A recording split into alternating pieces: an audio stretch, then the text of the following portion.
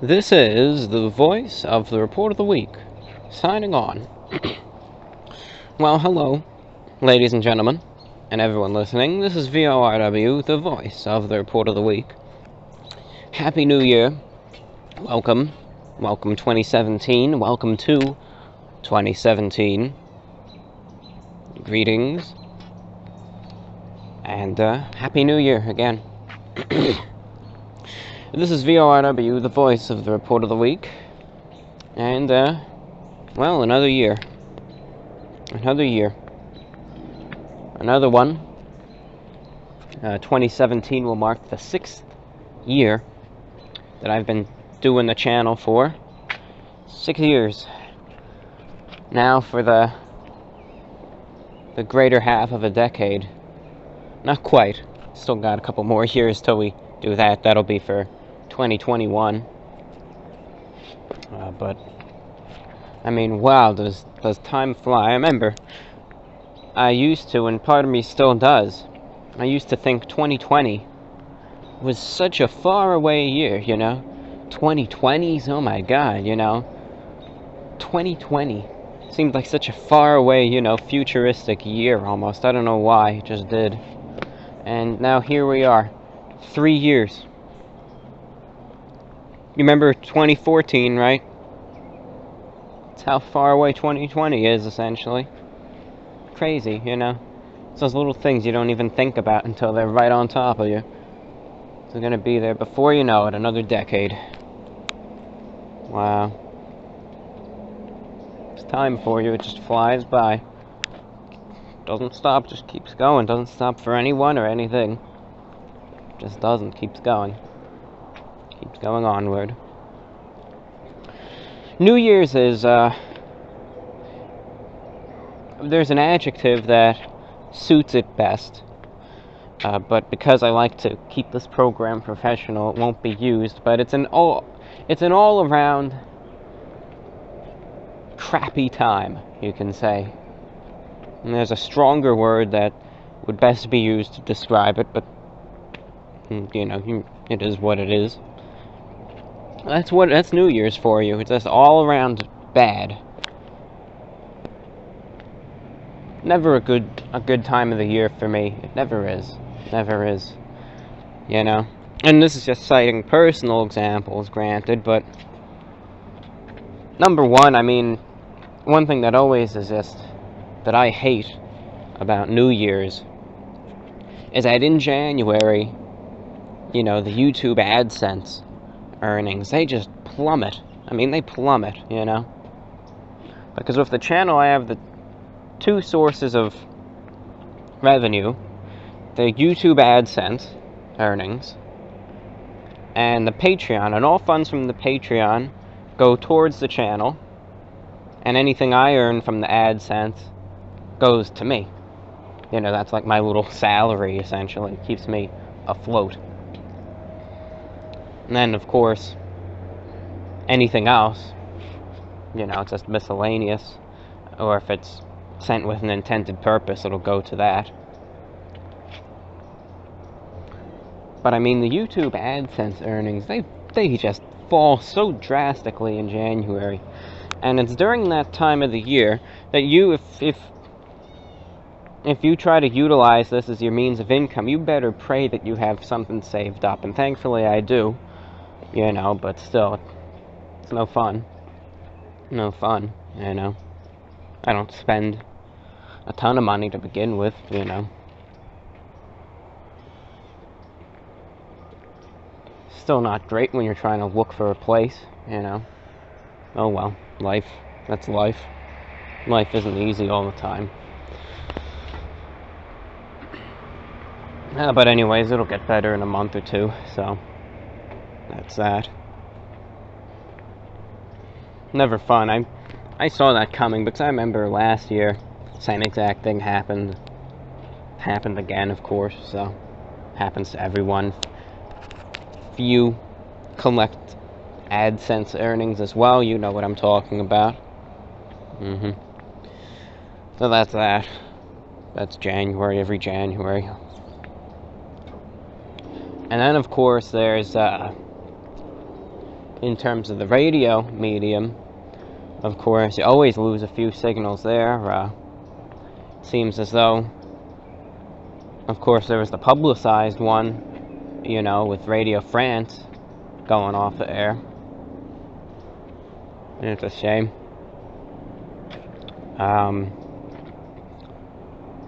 Radio Exterior de España, Voice of Spain, they had a good frequency to North America, 9690.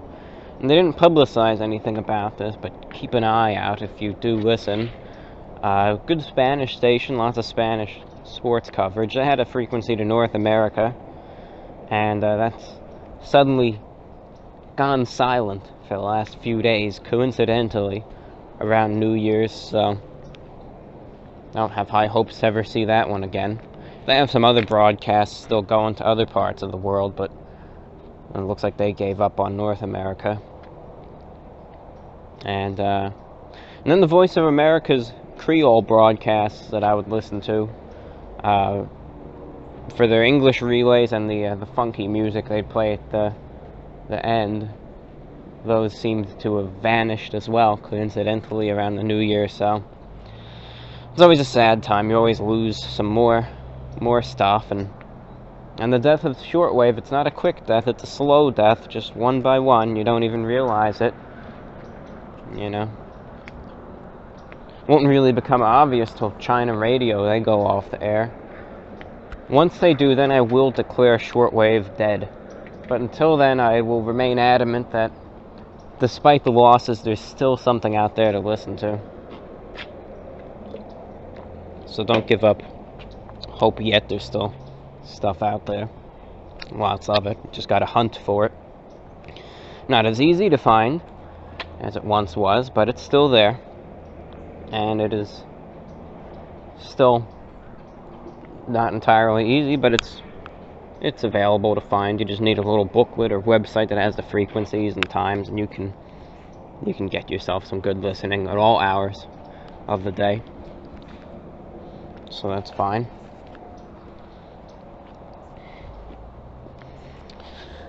Hope your New Year's was well. Hope it was good. Good. Hope it was. Hope it went alright. If you drank excessively, as society encourages, hope the hangover wasn't too bad. Hope you didn't get in a drunk driving crash. Hope you didn't do anything too regrettable drunk. If you were sober, hope you enjoyed your time. If you just ate a big feast for New Year's, hope it was a good meal. You sat around and partied, hope that was good. If you sat around and watched the ball drop in Times Square or anywhere else, hope that was enjoyable. If you sat around and listened to shortwave and listened to the New Year's countdown on Radio Marti on 6030 kilohertz, hope that was enjoyable as well. But no matter how you brought in the new year, be it anything special or not, I hope it was a enjoyable time, and I hope it worked out for the best. Hope you were able to start off the new year on a pleasant note, and hope it's a fine year for you. Hope 2017 will be a good one. Keep the fingers crossed and hope for the best. That's what I have to say. The channel, of course, won't be going anywhere in 2017. It will not. Won't be at all.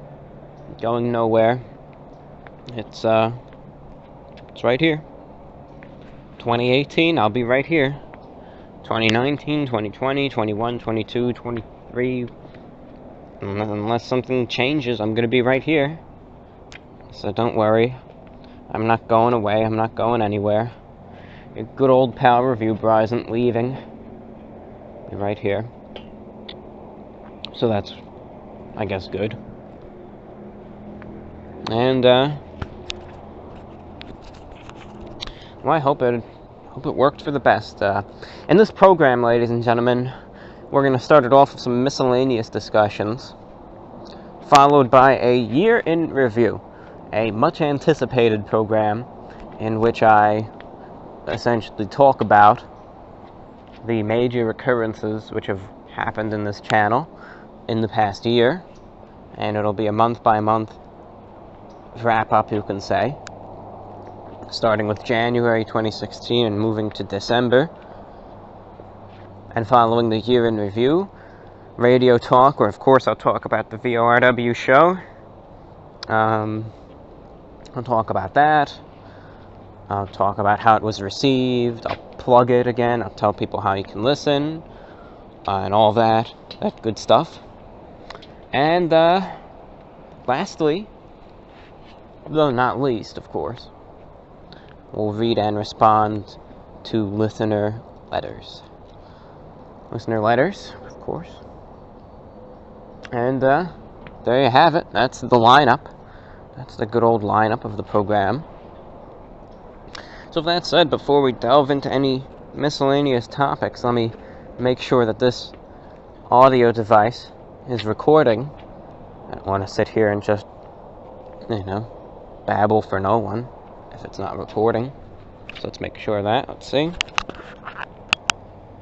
11 minutes, 30 seconds. So it is indeed recording. That's good. Quite good. Okay, well, let's begin our discussions. I want to talk about two things today in terms of miscellaneous talk.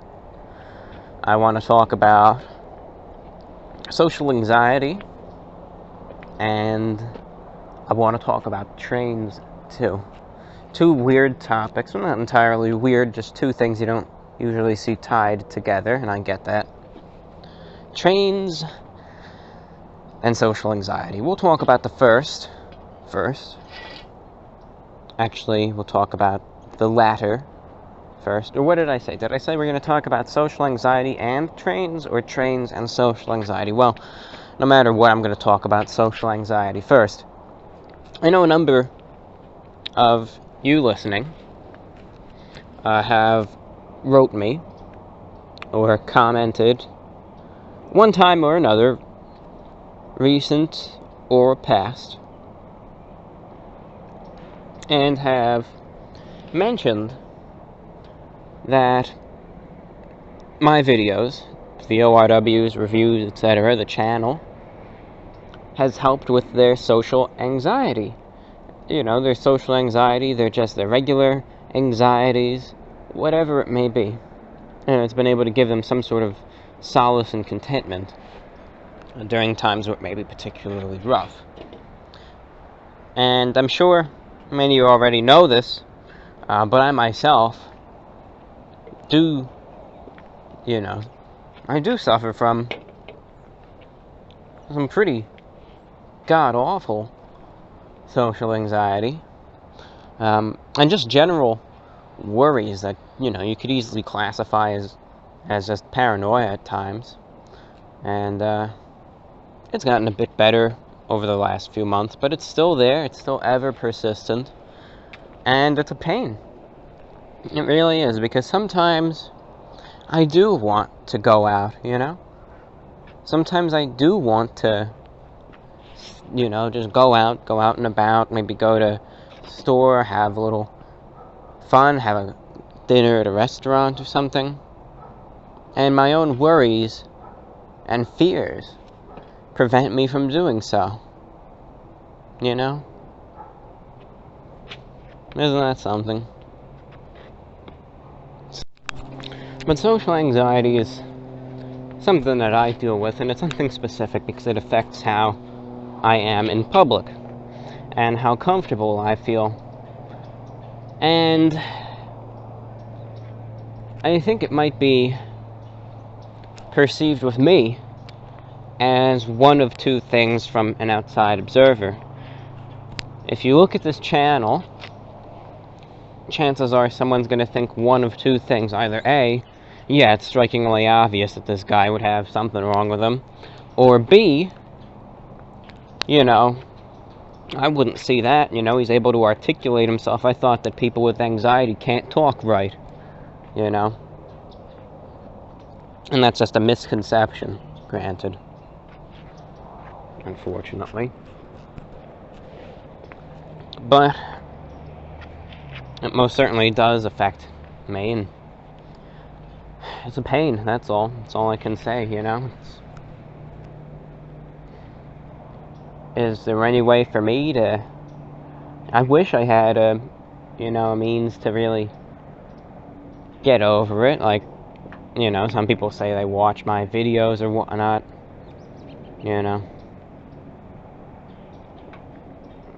but I don't.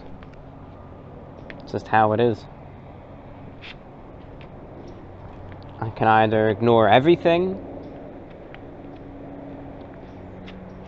and possibly lower the quality of my experience if you block out everything,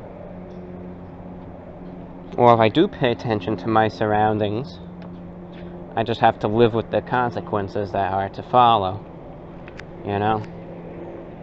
I just hate seeing everyone's eyes they always look at me, and I hate seeing that.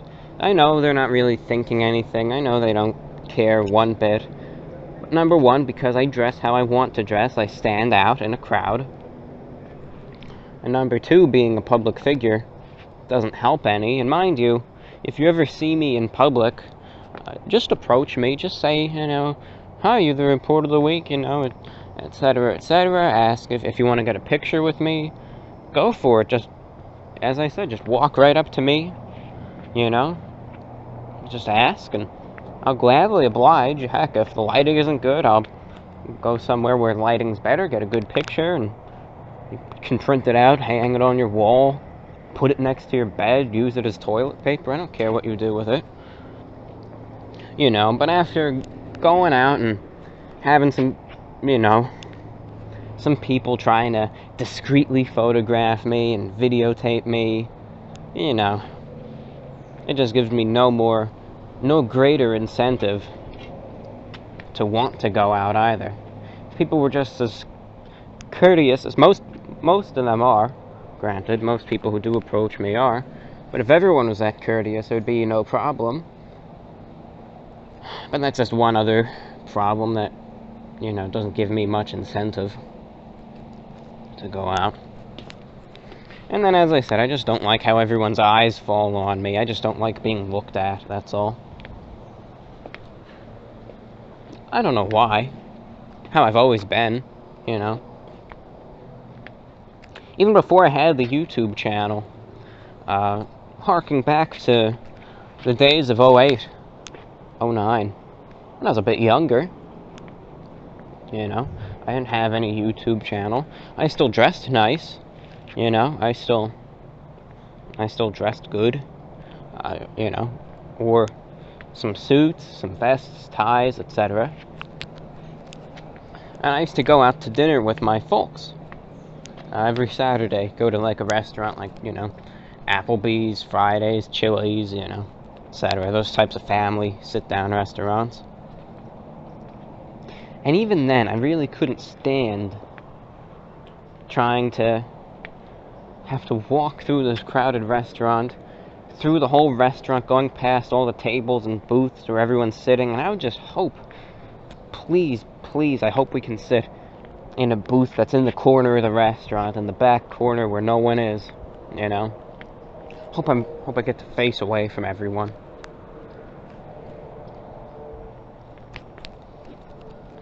There's always a good analogy that's used. If you're at a party and the room is crowded, would you find yourself in the center of the room or around the edges? And of course, I would find myself around the edges, far away as possible. Just my, personality, just how I am, how I'm most comfortable. And it's something I haven't talked about for a long time on this program. I used to talk about it more in 2014, 2015, but I haven't mentioned it much at all in 2016, but it's still there and ever present, and something I thought to bring up,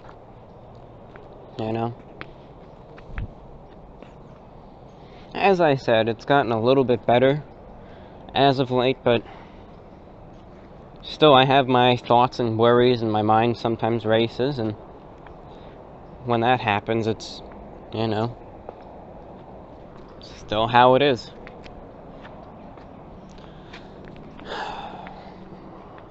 Something, as I said, I haven't talked about in a bit, but still impacts me.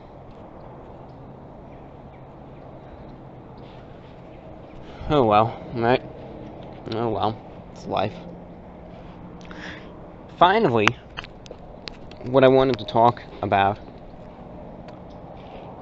and also one last thing, I hope you know, a lot of times at least, I just, a part of me at least thinks that social anxiety and all of those anxieties are just still truly misunderstood by a lot of the general public.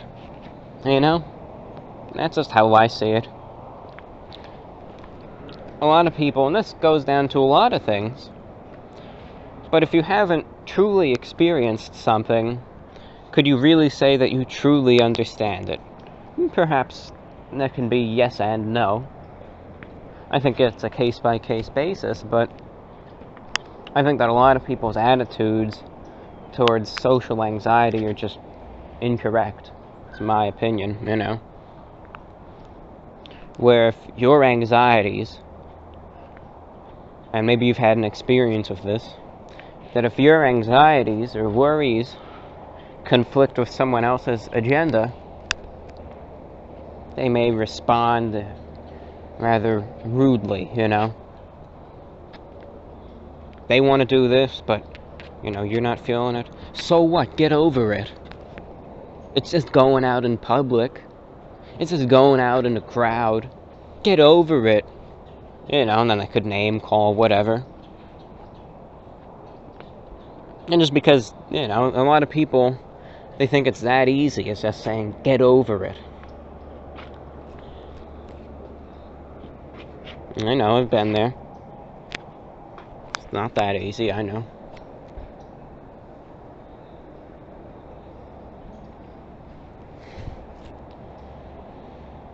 Oh well. It's not always fair. That's just how it is. It's just reality.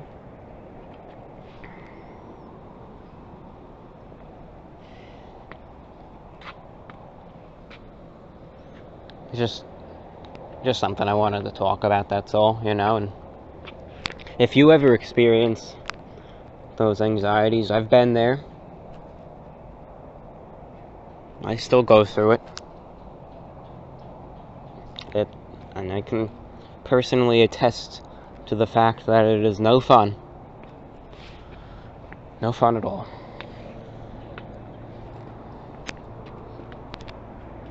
Secondly, what I wanted to talk about was trains. And trains, it's an interesting topic switch, I'll tell you that. Most certainly an interesting one. Trains, I wouldn't consider myself, what's the term, a rail fan. Those are individuals who are very interested in trains as like a hobby. I wouldn't consider myself a rail fan or any of that. But I will admit that in the US here, and people will take shots at it all the time, they'll compare it to, different commuter trains or long-distance passenger trains from other countries. They'll say, well, this company is terrible compared to, what the French have or what the Chinese have or what the Japanese have, etc. I'm talking about Amtrak. Amtrak is the government-funded railroad company in the U.S., which serves the purpose of rail travel, long or short distance, throughout the U.S. And though people do take shots at it, and I'm sure there is better, it's all that we've got here in the U.S. And I will say this: Amtrak is an excellent company. They're an excellent company, and they provide an excellent service. And in terms of long-distance travel, I've rode Amtrak probably well over a dozen times, probably close to maybe 15 or 20 times. In terms of long-distance trains, I'm saying minimum of 8-hour rides. Because I like taking the train. It's fun. I like it. I really do. I've rode the Northeast Regional a lot of times. And I've also rode the Silver service lines as well. The Silver Star and the Silver Meteor rides. Those are long. Those are 24-hour rides, on a train one way. So, I've spent a long time on trains, and it's fun. I like it. It's very enjoyable. I'm a big advocate of rail travel myself. Sometimes people criticize the trains. Maybe you've read about it in the newspapers or online, where there's always a story that comes up every now and then. They'll talk about Amtrak, and they'll say, oh, look, there was a derailment that killed, 20 people, and Amtrak hit a car that went through the railroad crossing, and the train should have stopped, even though the car was breaking the law. And so, you get all these stories that are trying to bash Amtrak and rail travel. But planes crash, cars crash, buses crash, ships, they'll sink, they'll run aground, they'll have their own problems. And trains derail sometimes. Trains hit cars sometimes. Trains hit people sometimes. Accidents are accidents, and there's really no substantial risk at all with the trains whatsoever. They're perfectly safe. They're very smooth rides, I'll tell you that. I mean, on the Northeast Regional trains, which this is kind of like Amtrak's commuter service, they run around the clock, mostly between Washington, D.C. and Boston, Massachusetts, and they hit all points in between, you name it. Providence, Rhode Island, New Haven, Connecticut, New York City, Newark, New Jersey, Trenton, Philadelphia, Wilmington, Delaware, Baltimore, D.C., and then you'll have some routes that go to other places too. You'll have some that go to Springfield, Massachusetts. You'll have some that go down into Virginia a bit. You'll have some that go to Newport News, Virginia. Some that go to Lynchburg, Virginia. I think there's some that go to Richmond, Virginia too. I think there are. And these trains, though, they're very nice. They're very comfortable, mind you. One thing that I like about the Northeast Regional trains, and again, here's what I recommend. If you're ever traveling in the United States, if you're visiting the U.S., say you're visiting from Australia, UK, any country really, don't have a rental car or whatever, you're meeting someone somewhere, I recommend trying the trains, trying the long-distance trains. They're fun. I like them. They're not too expensive, and they're enjoyable. Really, they are. They're not as bad as the planes. They're not like buses. The seats are very, very comfortable. I mean, you'd be amazed at how comfortable these seats are. They're like almost little comfy chairs. You've got a ton of leg room, armrests. There's none of those three-seaters, so you're never stuck with a middle seat. You either get the window seat or the aisle seat, and that's it. Never have to worry about getting stuck in the middle. They're not cramped, as I said. You can fully extend your legs in the seats, recline the seats. The window views are always nice. I mean, they're fun. The ride is extremely smooth, no bumps. Sometimes there's a few bumps, but it's not just rickety or anything. It's a very smooth ride. You can get up, you can walk around. There's bathrooms in the train. There's luggage racks, of course. They have a quiet car too, where, you know, if you want to sit in this car, there's a, you know, only hushed or no talking, so you can probably easily fall asleep there or read in peace, browse the internet in peace. They have Wi-Fi there, you know. They've got on the Northeast Regional trains, they have a cafe car where you can go get little snacks and food. And again, it's relatively fast. It's not a slow, you know, it's not a slow freight train or anything. It goes fast, you know. On the electric tracks, it'll you know, go to 130 miles an hour, which is pretty good for a train. I know it's nothing compared to some of the real high-speed trains in other countries, but over here it's still a good speed, faster than a car. You know. And it's fun to look out the window and see all the little sights, see all the different small towns you're driving through, or going through, all the different cities, all the little things going on, just zooming through. It's fun. I like it. I enjoy it. Looking out the window is great. And then, of course, there's the longer rides. As I said, the real long, you know, cross-country trains, which are fun too. And I ride them by choice just because they're quite enjoyable. They have also the auto train, which you can actually transport your car and you down from Lorton, Virginia to Sanford, Florida. And you can bring your car down with you too. That's fun. There's and then there's always the silver service too, which is fun. And you also have the trains that go from New York to Chicago. I think the Lakeshore Limited, I think it's called. I mean, they're all just, it's fun. The real long distance trains, the seats are even nicer, you know, you get, and then they're really comfortable. You have your own little curtain at the window you can close at night or during the day. Don't have the sun coming in. You have it's like a reclining chair, you know, the whole little leg rest will actually come out. You can almost fully lay down in the seat. Very comfortable seats.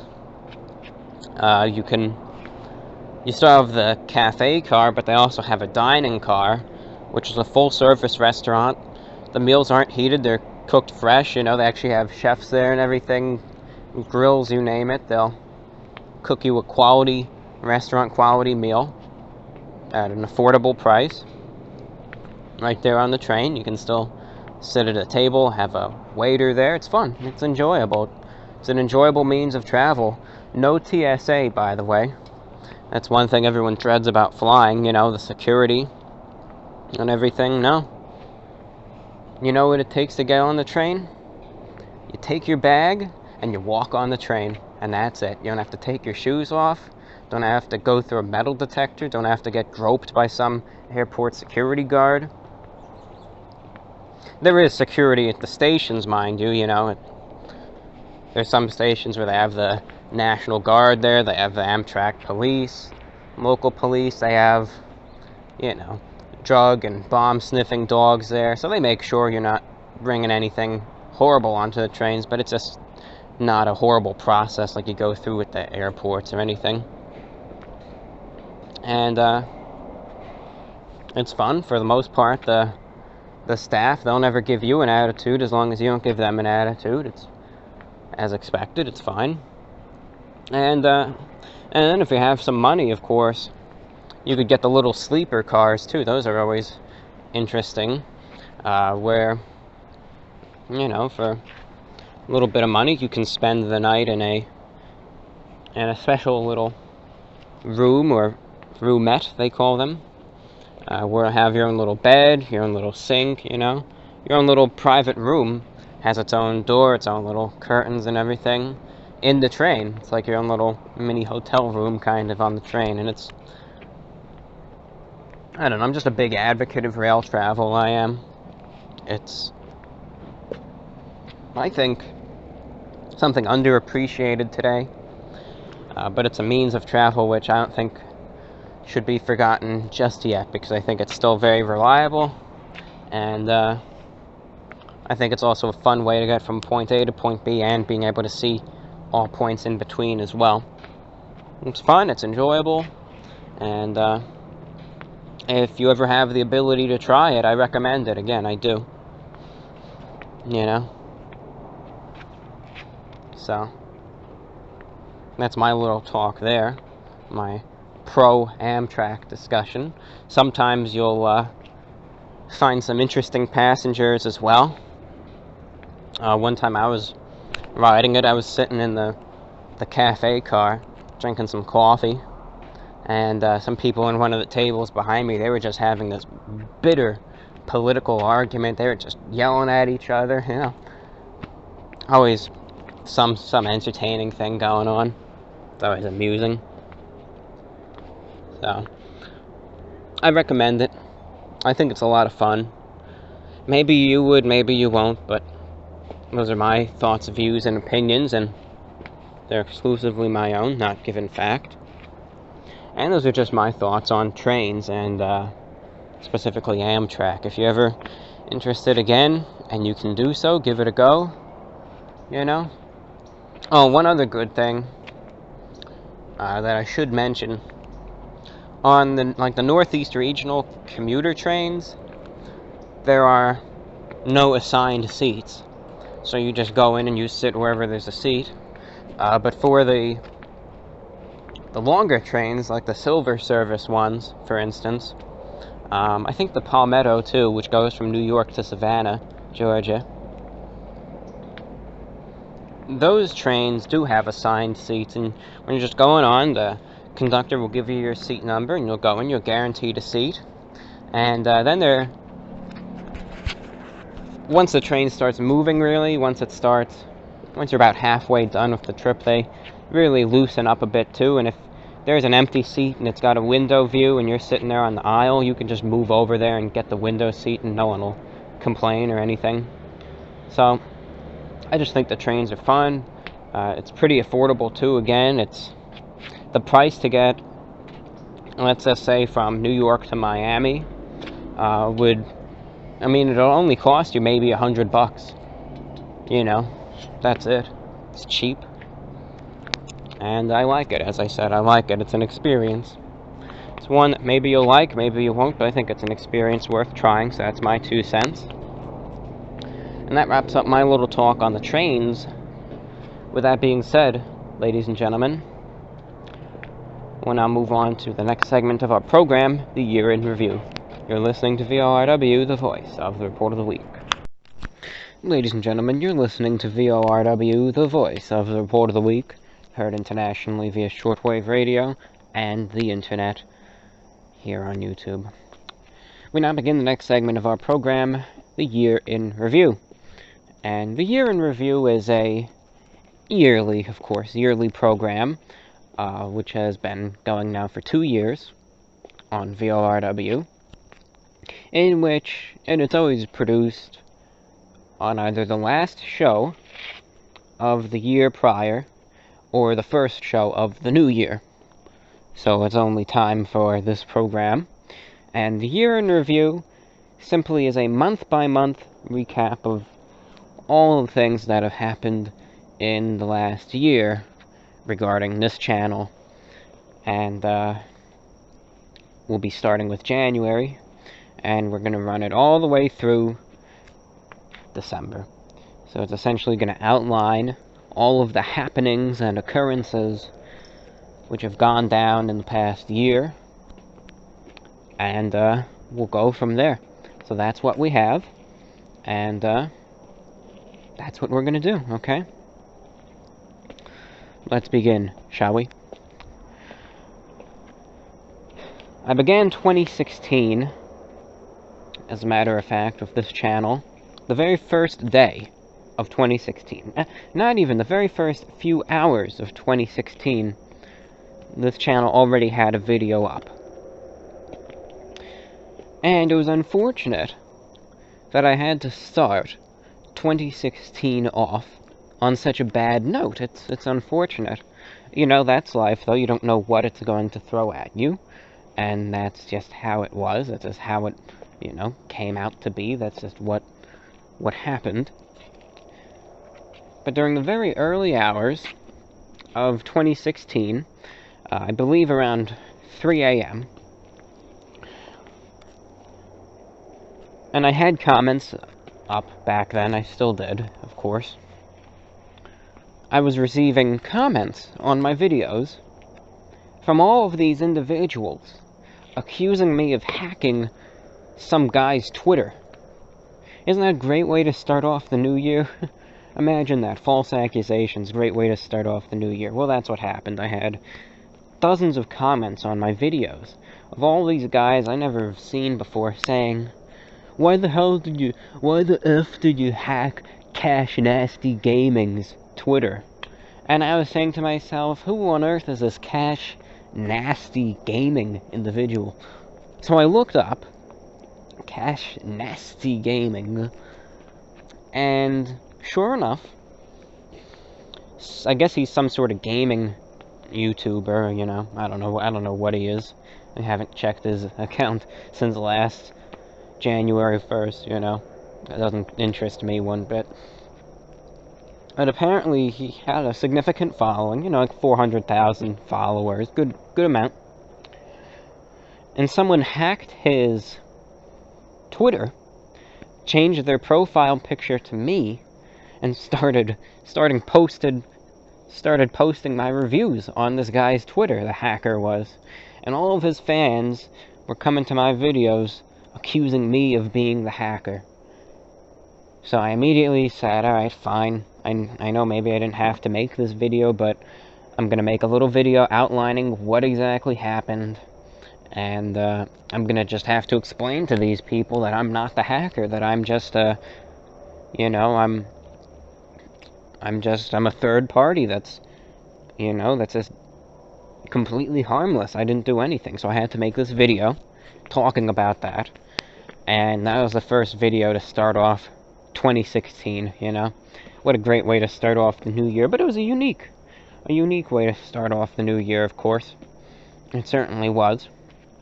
So that was the first video of 2016. Of course, the channel got off to a little bit of a rocky start for the new year, but things quite quickly did recuperate after that. The next video came on January 3rd, where I tried out some Cookout, and that was a chain that I reviewed a good deal of in the first half of 2016. I did a real nighttime review of Cookout's milkshake. Following that, reviews for Arby's, Bojangles, and Chick-fil-A followed, all of which were received fairly well. The next video of note came on January 26th of 2016, where I reviewed the In-N-Out burger. Now, at that time, of course it is known that In-N-Out burger was only on the West Coast. I was questioned by individuals as to how I somehow managed to review In-N-Out burger, since I operate on the East Coast, and specifically during that time of 2016, the Mid-Atlantic. People wondered, well, how on earth did you get your hands on In-N-Out burger? And at the time, I couldn't disclose why. Now, since we'll go chronologically, I'll say what happened on the 16th. Well, of course, as many of you know, on the 16th of January, I went out to California for the Tosh.0 filming. And I made a whole video about that. I'll briefly mention that later, so I'm not going to give the whole story. But in mid-January of 2016, it was agreed upon that I film an episode of Tosh.0 with Daniel Tosh. It's an entertainment program. So I flew out to California, went over there, filmed the episode with Daniel Tosh, where I was in a Domino's pizza kitchen in South Korea. And it went over well. It was a fun time. And in conversation, I mentioned to Daniel Tosh, you know, he asked me if I'd ever had an In-N-Out burger, and I said, no, I never had an In-N-Out burger. You know, I hoped to have tried it last night, but it was just too far away from the hotel, and, you know, had to get a good night's rest for the program. I didn't have a way to really get there, etc., etc. And he said to his assistants, you know, listen, he never tried In-N-Out Burger, he never got his chance. When you're bringing him back to the airport, just stop at In-N-Out Burger and just buy him lunch. And I thought that was incredible. I thought that was amazing that he would do something like that. And people have always said that despite Daniel Tosh's personality on the show, you know, where people said he's a bit of a jerk, that's just his personality for the show. In reality, off camera, he is a very nice person. So that's great. The one thing, and I never mentioned this in the video explaining my experience on Tosh.0, I've talked about this briefly, but, you know, Tosh.0 screwed me over a bit. I'll tell you, they did. They screwed me over a bit. The reason why I wanted to appear on Tosh.0 was that at the time of the filming, the channel wasn't really growing at the rate that it was, or that it is right now, you know. The channel was a lot smaller, and the growth was a lot smaller, and I wanted to hopefully create a good, reliable source of income from the YouTube channel. And with this offer floating around from Tosh.0, I thought, well, one good way to do that might be to be able to appear on national television and, you know, publicize the channel a little bit. So I was on Tosh.0, I talked to the producers when I was there. I said, and, you know, please refer to me as the report of the week when you give your opening monologue and whatnot, specify the channel name. When I gave my interview during the episode, you know, which the whole thing lasted around an hour long, but they cut it down to about 2 minutes. I referred to myself over and over and over again as the report of the week, the report of the week, the report of the week, the review bra, you know. And when I saw the episode, not a single mention of the channel. I did all that for nothing, essentially. You know, I didn't gain any significant increase in subscribers at all. No significant increase in views, so it was a broken promise, and I realized that a lot of these people, you know, not all of them, but a lot of them will con you if you don't get a lawyer to literally write down what your request is in a contract and sign it and send it off. I realize that now, and it's a shame, since lawyers are so damn expensive, you know. $250 for a consultation. You know. Prices, I swear. So that's the one problem that I had with Tosh.0. I think that was a bit of a, you know, it is what it is. That's all. It is what it is. It's a bit of a scumbag move, but oh well. You know, what's done is done. It was a memorable experience nonetheless, though, and it was a pleasant experience. Everything, you know, excluding that. Anyway, I got back. January 18th, of course. Reviewed KFC Nashville Hot Chicken, got that taken care of. Made a VORW show, did a couple more reviews. The next memorable occurrence on the channel was on January 25th, where I did a review of Little Caesars, a failed Little Caesars pizza review. I thought it would be a good idea to do a winter-themed review, sitting outside in the snow, reviewing pizza. Alas, just due to the timing of things, it got too dark, too quick, and eventually it just turned that I was just a lonely silhouette sitting in the snowfall, and you couldn't see anything. So it was a failed review, but I uploaded it anyways to get a little bit of a laugh out of. So that happened there. Let's take a sip of water.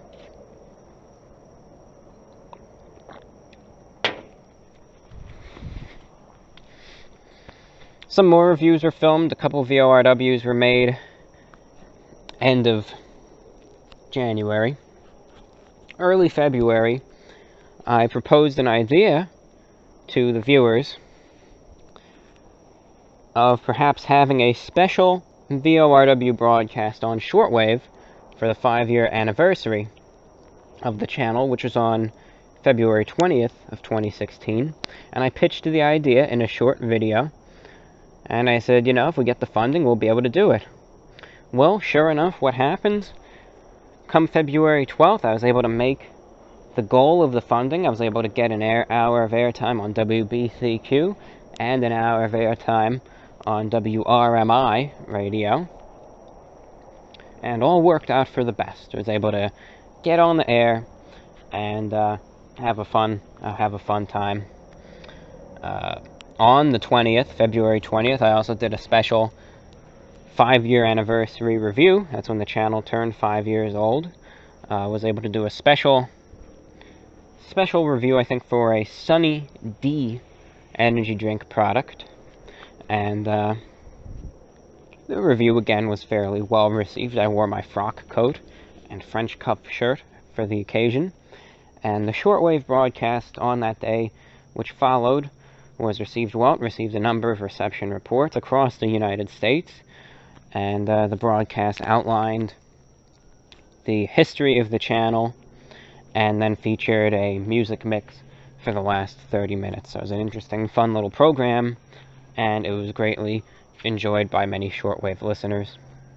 The channel then kind of stabilized. Nothing much happened for the remainder of February, with just a few regular reviews. The next big thing that happened with the channel in 2016 was on March 2nd. You hear the cops?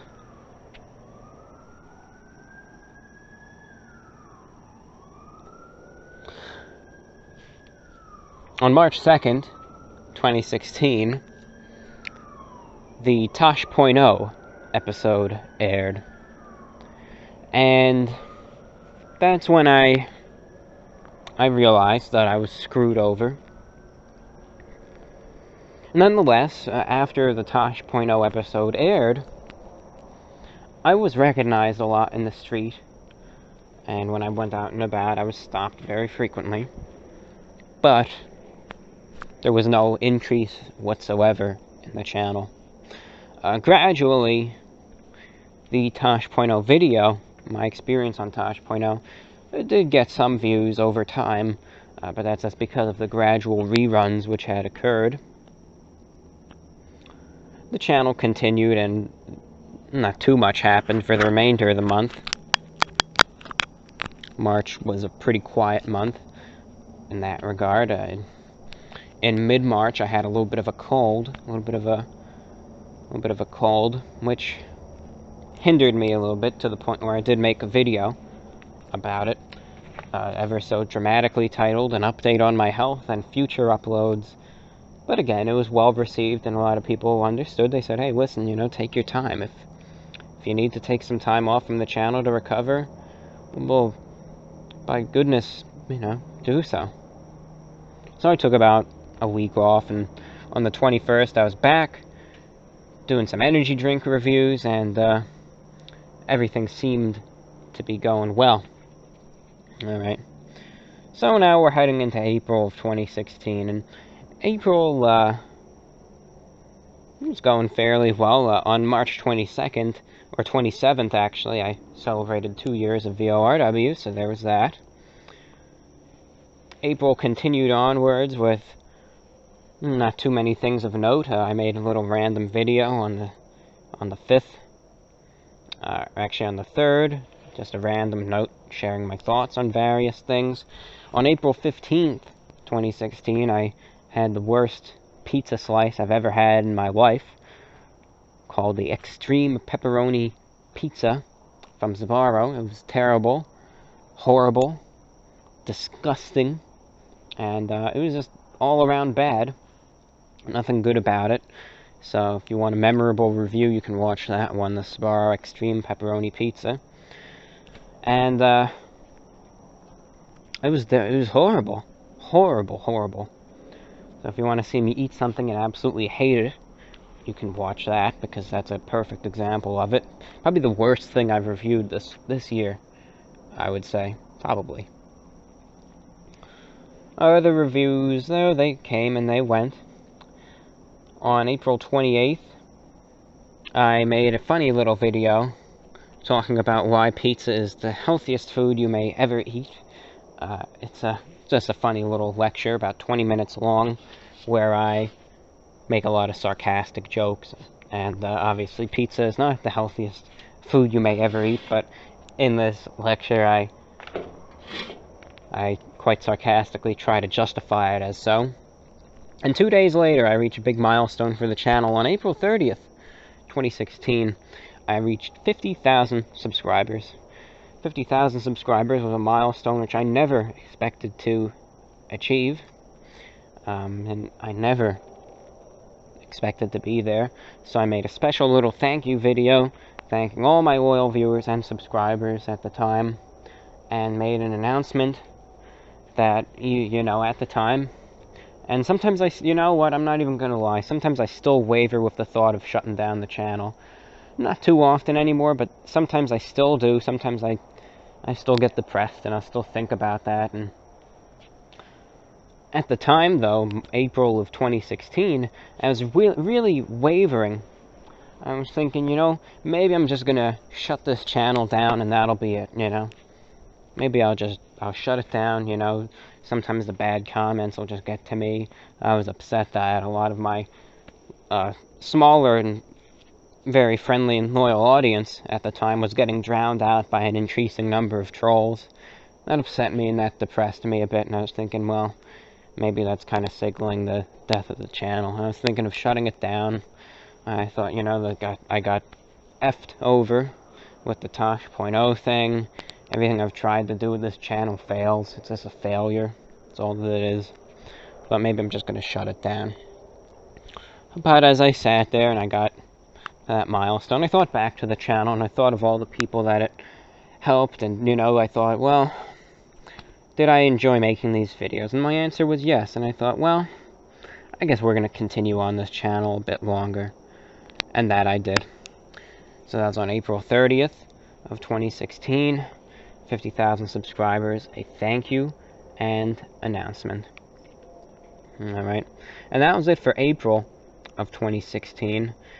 We now continue into May of 2016, of course, the fifth month of the year, granted. Break for water, of course.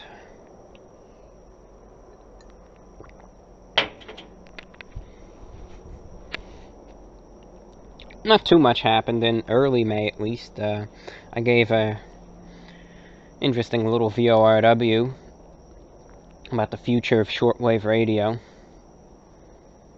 And that's VORW 120, by the way. Otherwise, I did some reviews. The Whopper Dog review. The scenic green background. People liked it. Anything else of note?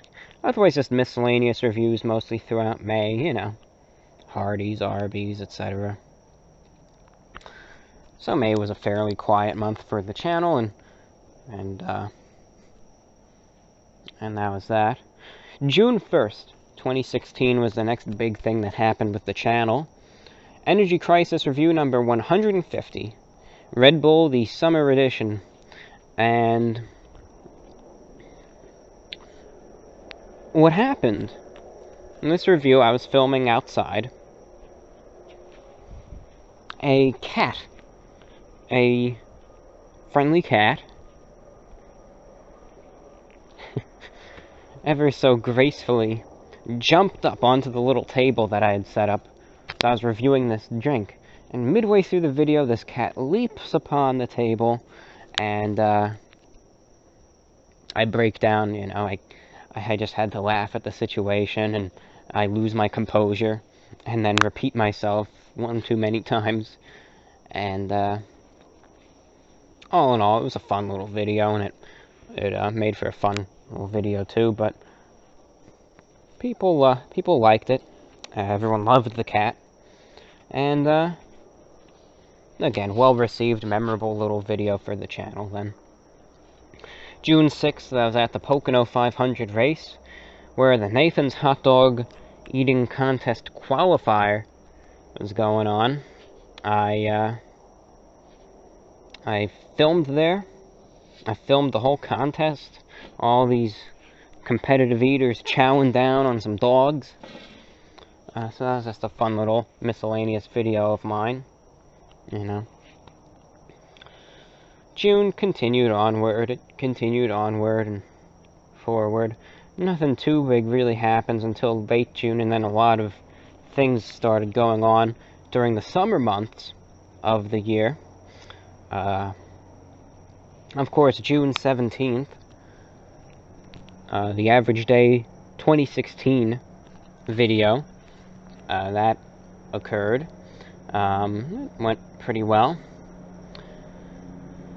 Everyone likes the Average Day videos. It's become a bit of a viewer favorite on the channel. Everyone likes the Average Day videos. I have to say, the Average Day video for 2017 is going to be in a different setting than the 2016 Average Day video. I'll say that right now. It's going to be in a completely different setting. It's going to be interestingly different. I'll say that because after falling out with the folks, you know, it's not going to happen there anymore. I'll tell you that. It's just how it is. It's not gonna be like that anymore. It's changed. It's over. So you'll get a different type of Average Day video 2017, but it'll still be an Average Day with all the bells and whistles and fixins, and you can expect a rather interesting change up of scenery, you know. So that'll be fairly interesting, I suppose. The problems started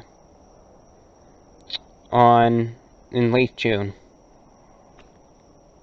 That's when they began. And they carried on all the way until probably early September. That's when the real rough patch of 2016 happened. Up until then, I had received the usual trolling, you know. Dude looks like whatever. This guy is a you-know-what, you know. And nothing more. Nothing more serious. I wasn't all that perturbed by it. And things were going well in June. I did the Average Day video. That went well. I did a special shortwave broadcast. You know, I broadcast on WBCQ to North America, broadcast of Armenia to Asia, and broadcast on 2 German stations to Europe. Very well received by the shortwave listening community. They liked it. Many a QSL was dished out. Everything was going good in late June. And that was until a few members of 4chan, and it's not as a community as a whole, mind you. It's certain individuals in a community. You know, that's how it always goes. That's how it always goes. It's not always a whole group of people or a whole community. That's the problem. It's always a few bad eggs, you know, a few bad apples in a certain group or community of people that happen to stir up a lot of trouble. That's how it always goes, you know.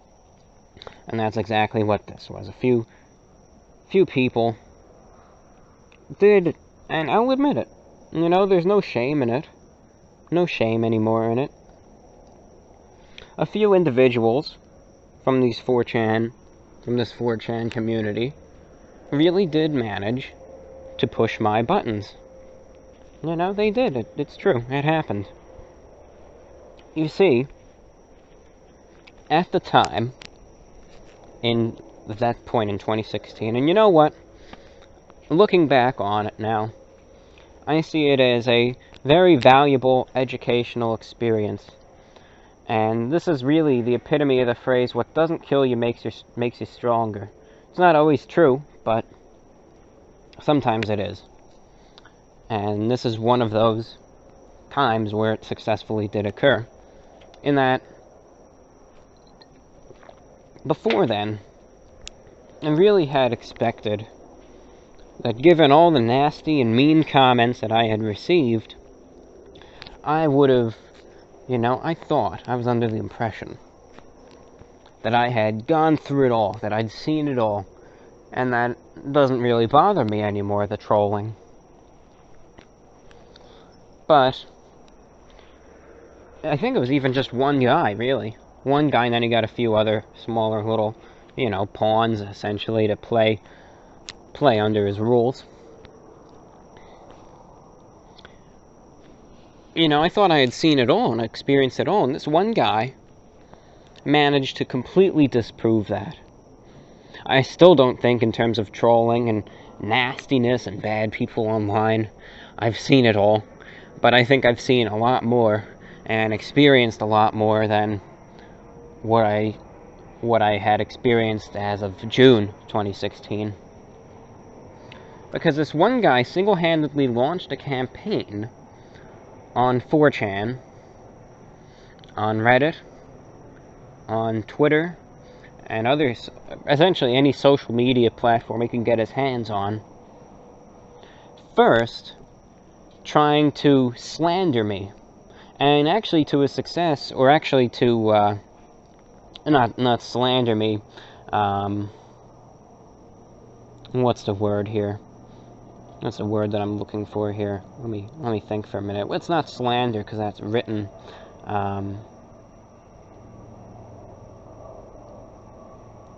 I guess discredit me, but there's a better word. Give me a moment here. He essentially tried to defame me. That was the word. Defamation. An organized campaign of defamation to try to show the world that I'm just not some reviewer.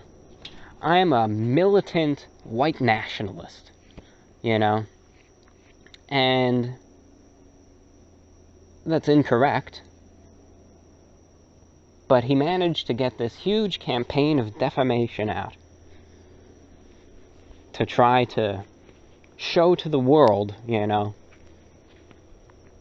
that I'm this KKK supporter, I'm this neo-Nazi, everything. I mean, he would post continuously on 4chan, thread after thread after thread, and on Twitter, post after post, on Facebook, you name it, on Reddit. He made whole subreddits against me, every day, 8 hours a day straight. I mean, this is all that he did. When he was banned, he would just get on another proxy from another country and start right back up. And it bothered me. Now I realize to take that with a grain of salt and ignore it. But it bothered me, it got on my nerves, because I never experienced that before. And it really perturbed me. And he was getting pictures of me and just putting literal false quotes in my name, and some people believed it, Getting false quotes of me, saying all these anti-Semitic, you name it, horrible things, and scattered them online very, very vigorously. And it upset me. It really did. It upset me greatly. Well, that continued throughout July. It really did bother me, very much so. But the worst was yet to come, and I realize that now. The worst began in, I'd say, let me check here. The worst began in late July, early August, finally reaching a peak in late August before eventually simmering down in early September. So it really got to its absolute worst, and from late July to late August, I imagine. When eventually he thought, well, we're doing the defamation, now let's try something else here. And he managed to do something that no other troll managed to do. And unfortunately, you can only really do it once, because having never experienced it before, it hit me particularly hard. If this thing happened again, you know, I shrug my shoulders and I'll say, so be it, it is what it is. But at the time, it never had happened to me before, and it really bothered me. What happened was, aside from the defamation, he managed to somehow get a hold of all my personal information, and they call the process doxing, which is where you get someone's personal information and spread it online, you know? So he got the whole 9 yards, you know? Personal information, address, everything. Posted it online, was making false posts, you know, saying, you know, accusing me of being some sort of, you know, like, say some shooting happened in the news and the shooter wasn't identified yet, he'd go on some long-winded thing and accuse me of being the shooter and have my full name there, you know, all that kind of stuff. Eventually it got to its worst when he started posting pictures of my house. Sent me emails threatening me, saying that, you know, you better watch out, because on, you know, such and such a date, you better watch out, because I'm going to be there, you know, threatening me like that. Claiming to have stalked my house, you know, obtained, you know, personal pictures which weren't easily accessible. And I was very, very scared. I was legitimately nervous. And as a result, because of my already existing anxiety, what he did just really made things worse for me mentally, and it made me very paranoid. And again, because I never experienced that before, it had its toll on me. I was very paranoid and very worried about my safety, given that he knew exactly where I was and that I was threatened. And what ended up happening to really bring it over the edge in late July was during a video of mine, this green van followed me around, and someone in the van filmed me continuously while I was doing the review and then quickly left when I was done. And was that a coincidence? Probably. Can I ever prove that it was or wasn't? I don't know. But at the time, with all that going on, you know, chances are that was just some fan, rather rudely, you know, filming me and whatnot. That's fine, you know. But no matter what that was and how it was tied in, it really perturbed me. All this that was going on, all my information's out there, my location, you name it.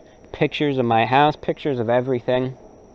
And then suddenly, as this is going on, this guy's filming me and following me around, you know, after some guy's claiming to stalk me. Coincidence or not, that just was too much, and every single day I contemplated on shutting the channel down. I had reached my wit's end, and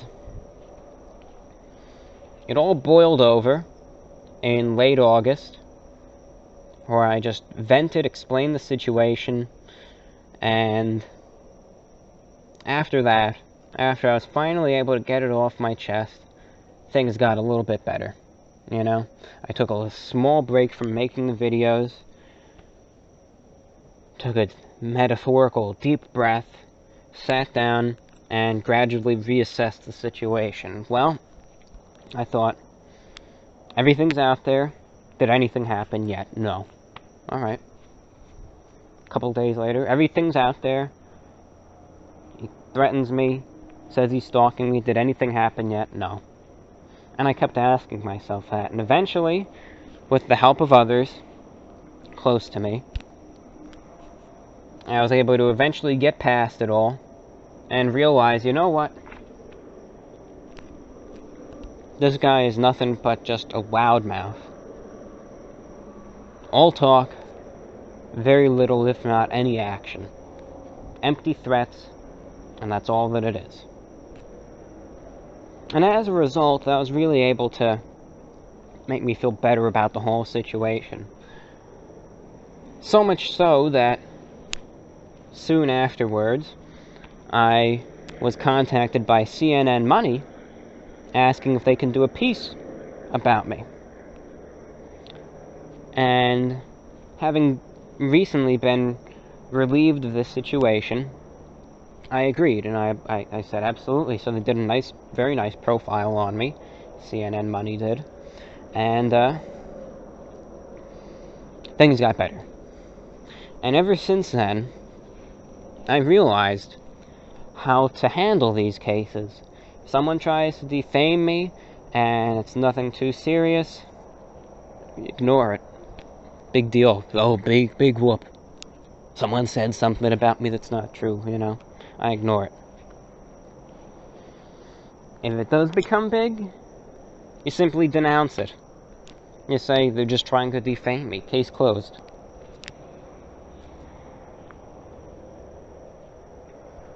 Because it already got to me to the point that now it just doesn't bother me anymore. If someone tries to do the whole personal info thing again, shrug. Hey, it's fine. Someone shows up, starts harassing me, I'll just call the cops. Big deal. That's all that it'll do. It's fine. So I learned, you know? I learned from experience. And that's that. And everything went well after that. The CNN Money piece went over very, very nicely. I got way more publicity from that than I ever did from Tosh.0.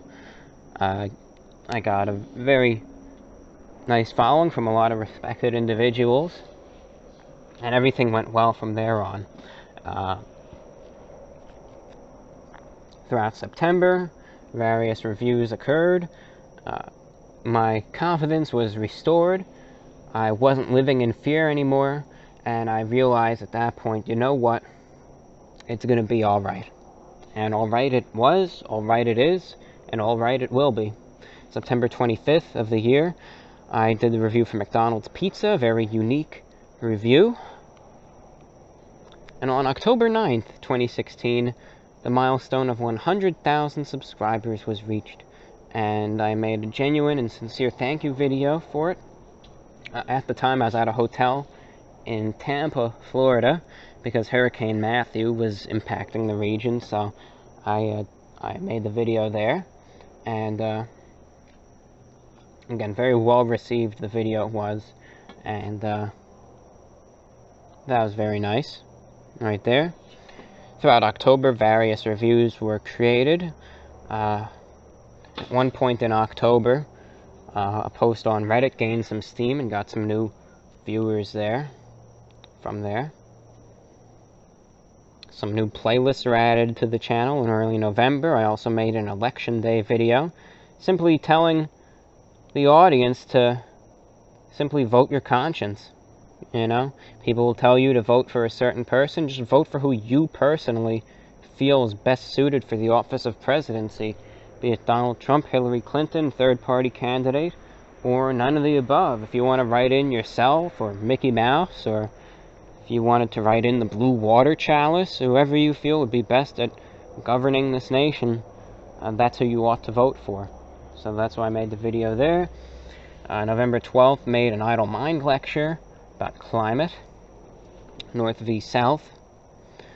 and throughout the remainder of November made some reviews. The reviews continued into December. Pretty quiet month December was. And on December 31st, to conclude the year, Happy New Year from the Report of the Week. And we now begin 2017 with some Taco Bell reviews, VORW program. The VORW returned to shortwave regularly in late December, and all is going well. So overall, I'd say it was a good year. It came with its tests and trials, and it definitely had some rough patches, you know. I started the year out, you know, perhaps a little bit more naive than I am right now. And I ended the year having learned a few very valuable lessons. Number one, a lot of these people in Hollywood will try to con you, so be very specific with your words. Number two, I learned, well, when it comes down to trolls and their methods, take it with a grain of salt and respond logically and appropriately. And number three, the big thing that changed this year, of course, was my relations with family. Things really went down the tubes late in the year, and they currently are what they are, but I'm still managing as I am, and things are still onward and upward, you know, still progressing forward, and that's nice at least. And that's where we begin. That's where now we ended that year, and this is where we begin the new year, 2017. And let's hope it'll be a fine year, you know. One of the things I always say is, hey, you can't change the past, but you can still dictate the future. And isn't that the truth? You learn from your mistakes, and you carry on. Head held high, best you can. Keep moving forward. Eyes on the prize, locked forward, continuing ever onward. And that wraps up the year in review, ladies and gentlemen. You're listening to VORW, the voice of the Report of the Week. Next up is our radio segment. Thank you for tuning in. I've hoped you enjoyed the program thus far. This is VORW, the voice of the Report of the Week. You're listening to VORW, the voice of the Report of the Week. If you have any comments, questions, general statements, criticisms, etc., which you'd like to offer for this program, you can contact me and they will be read and responded to on air. You have one of three ways to write to me. You may contact me via YouTube, the YouTube messaging system, youtube.com/user/the report of the week. Click on the About tab, send message, type the contents of your message therein and send it off.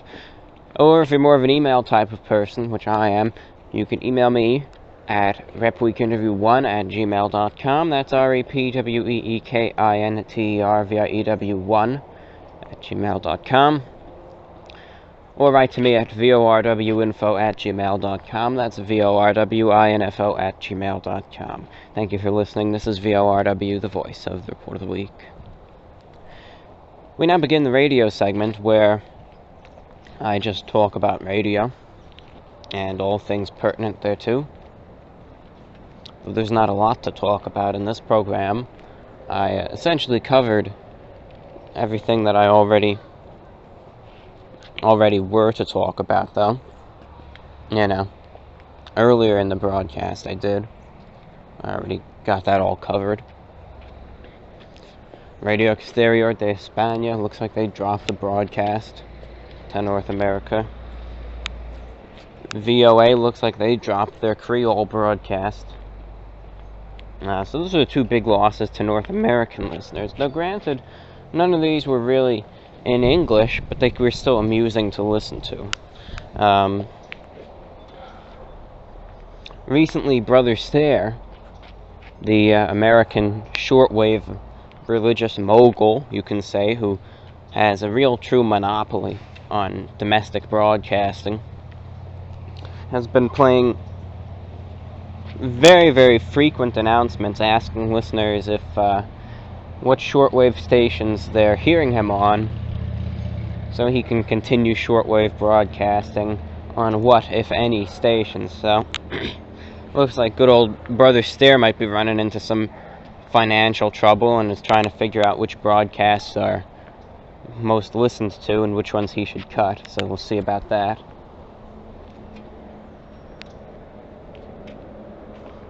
And what else is going on in the radio world? Oof. There's supposed to be some new station targeting Antarctica, of all things. You'd think that's an odd target area for a shortwave station, but apparently there is. I shrug my shoulders. I think that's a silly move. Unless there really is high listenership and all the scientists down there listen to shortwave still. It's apparently in I think it's for the Belgian scientists down in Antarctica. I think that's what it is. It's called Radio Nova. I believe that's the name. It's supposed to be transmitted via Bulgaria, beamed all the way south to Antarctica. I think that's a very weird site to use, Bulgaria. I think they should have used something farther to the south, like, you know, the one in South Africa. That would have probably came in much better in Antarctica. And, one site in Sri Lanka came in pretty good, too. I figure it would. So, I don't know, it's their money being spent, and maybe they're getting a good response. If they are, more power to them. Various listeners have heard their station, and many listeners have not, so it's led to some lively discussions as to whether this station actually exists or not. So there's that. We'll see. Anyway, in terms of my own shortwave program, VORW Radio International is heard on shortwave radio every week. It is heard on a weekly basis every Thursday evening at 8 p.m. Eastern Time. And this program is relayed via station WBCQ in Monticello, Maine, United States. Transmitter 50 kilowatt power. And the program is listened to by a very good number of listeners, so that's great. The email correspondence and feedback that I get for each broadcast, of which there have been 2 thus far, has been outstanding. You know, several dozen emails per show, and that's great. You know, that is wonderful. And I know for the online VORWs, I say emailing is a requirement. You know, it may not be responded to. I make a guarantee, and it's a personal guarantee, but it's one nonetheless, that every email I receive for the VORW radio program will be responded to with a written correspondence. And so far I've been replying to every email that I get about the show. And it's going great so far. The next program is filled up with requests, music requests, and it'll be fun. People seem to enjoy it, so that's great. That's great. The only thing is just about the coverage of the broadcast. It's variable, you know, that's all I can say. It's variable, so a lot of people will listen online. Some have been able to listen on their receivers. Some have listened on the Kiwi SDR receivers. And some efforts are met with mixed success. Some receive the signals good, some don't. It's, you know. And that comes down to 2 factors. Really, it comes down to the propagation conditions during the winter, which just aren't that good. I remember in the spring, and I think if we're still broadcasting by the spring, you'll see the gradual improvement in the signals and how it'll eventually just be blasting in at different times when the sun is at different levels. You'll see it's very interesting a thing.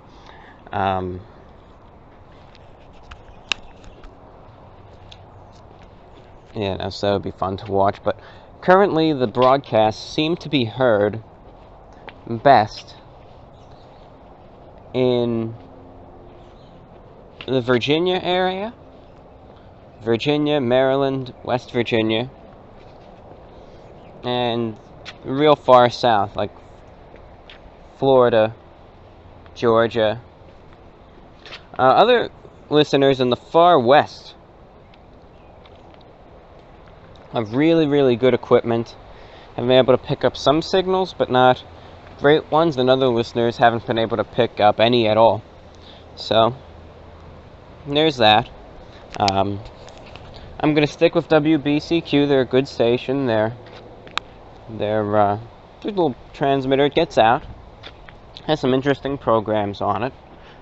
And it's relatively inexpensive. One thing that I'm thinking of doing, since I will be on WBCQ for a bit more,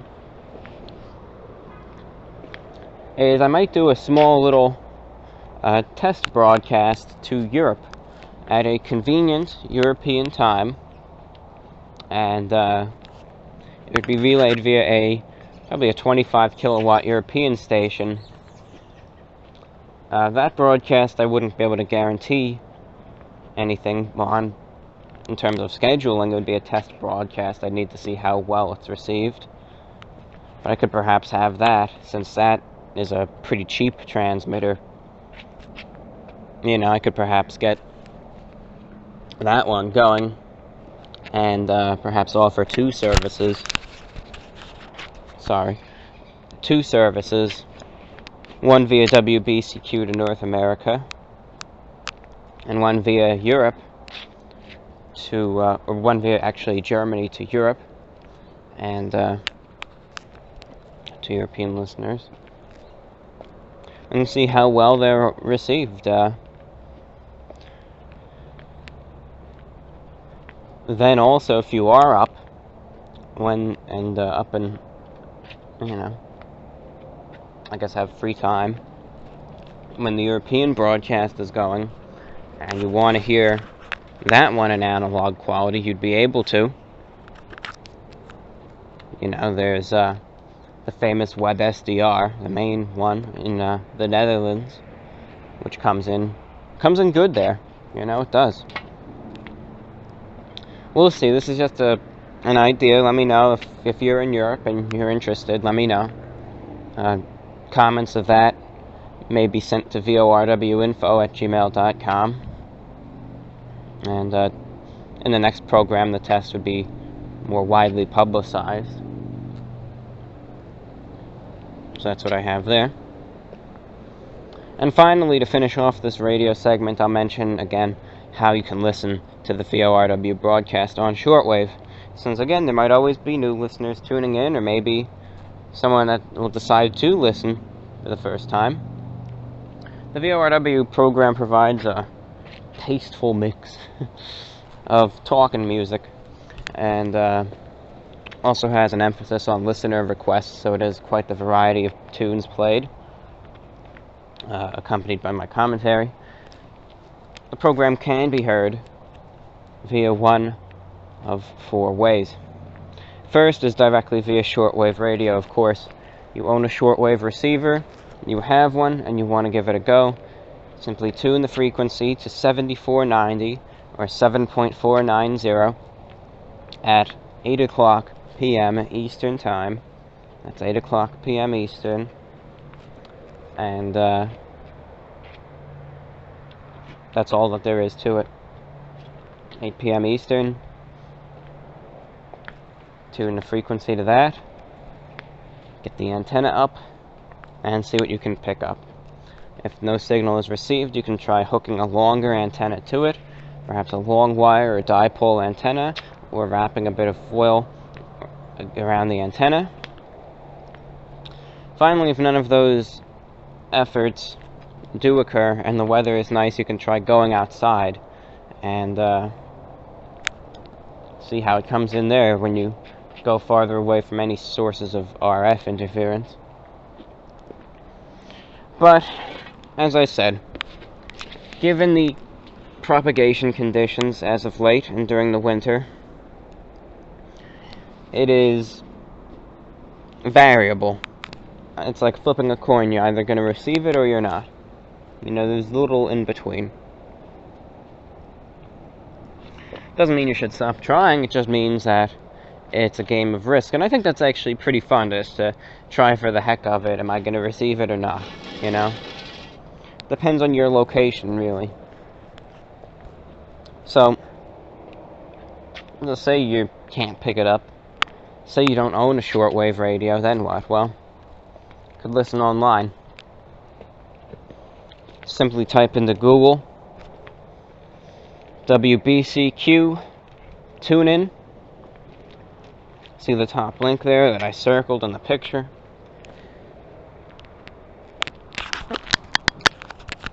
Click on that one. And right then and there, you're already hooked up to a live audio feed from the station. You can listen digitally in high quality. You can listen to that on your phone, so it can be on the go. Listen on your computer. So you're set. You're good with that. That's the most recommended way I suggest listening, because it's very convenient. Very convenient.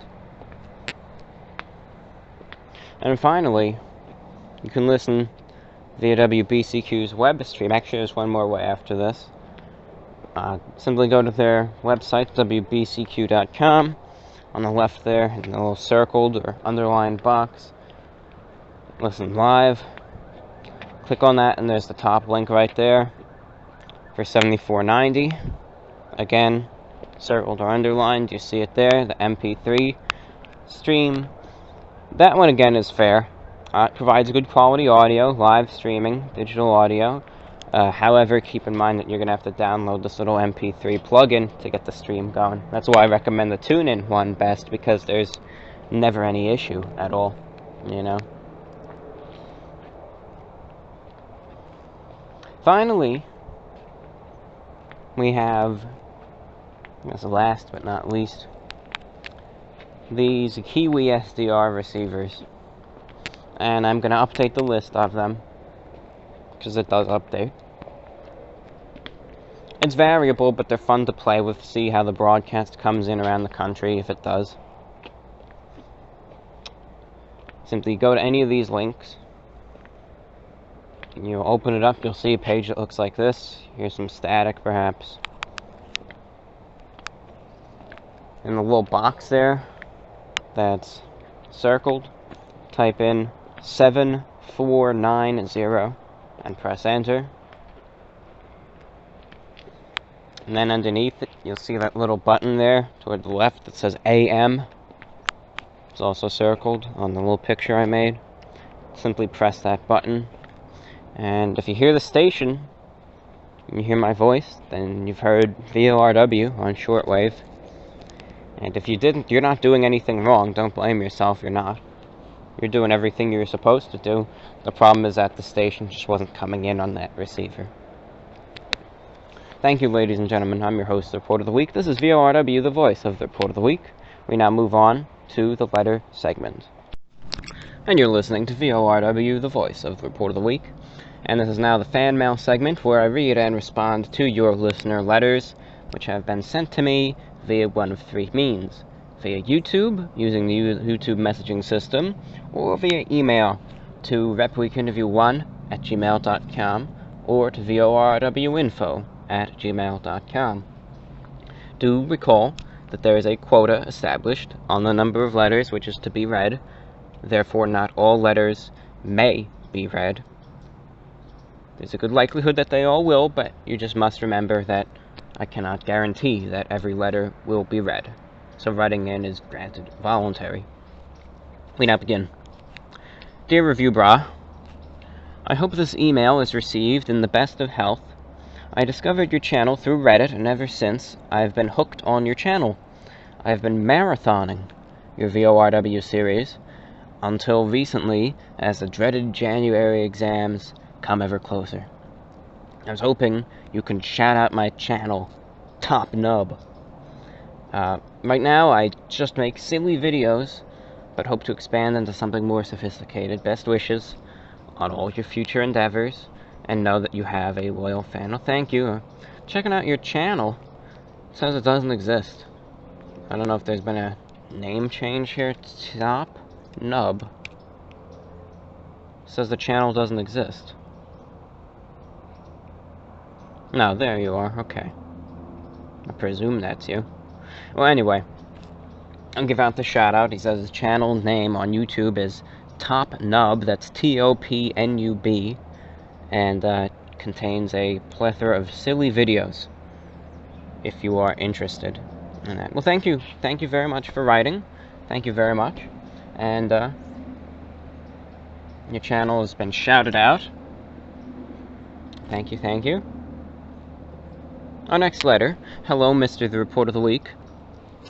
Just wanted to drop you a line and show my appreciation for the channel. My boyfriend and I came across your videos one night. He's kind of a fast food lover, and we proceeded to watch a bunch of your reviews. We love your style, your dry, quick wit, and your straight-to-the-point reviews. I've always been appreciative of anyone who stays true to him or herself and has a personality all their own. Phoniness in people is probably my biggest pet peeve. Keep doing what you're doing. Have you ever thought about becoming a college professor? Your food and drink reviews, VORW broadcast, and Idle Mind series all show that you have the talent of being able to have interesting thoughts on any topic. I don't know how many people realize how hard it is to talk for 2+ hours without having a person to bounce off of. That's why I always admire the solo sports talk radio hosts, and really any other solo hosts. College was a place I absolutely loved, and I think you'd be a great lecturer, but hey, I guess broadcasting solo is a way of doing that without having to deal with standing in front of people. Also, have you ever considered doing maybe your top 5 or top 10 fast food items of 2016? Thanks for all you do, and I'm hoping to see the weekly question make a comeback in the VORWs. Sincerely, Michelle. Thank you, Michelle, for writing. Thank you there. And I've thought about being a lecturer at times. I mean, granted, a lot of colleges, though I guess you could be. It all depends. I mean, I've seen people as adjunct professors who don't have, you know, the number of PhDs which the full-time tenured professors do have, or they'll have guest lecturers, etc. So it's always a possibility, I'm sure, can get in somewhere. But lecturing to me is fun. It's enjoyable. It's a enjoyable thing, and I like it. And, you know, I enjoy it. And thank you for your suggestion for a top 10 video, by the way. That idea has been pitched to me a number of times before, and maybe maybe 2017 will be finally the year which I implement it.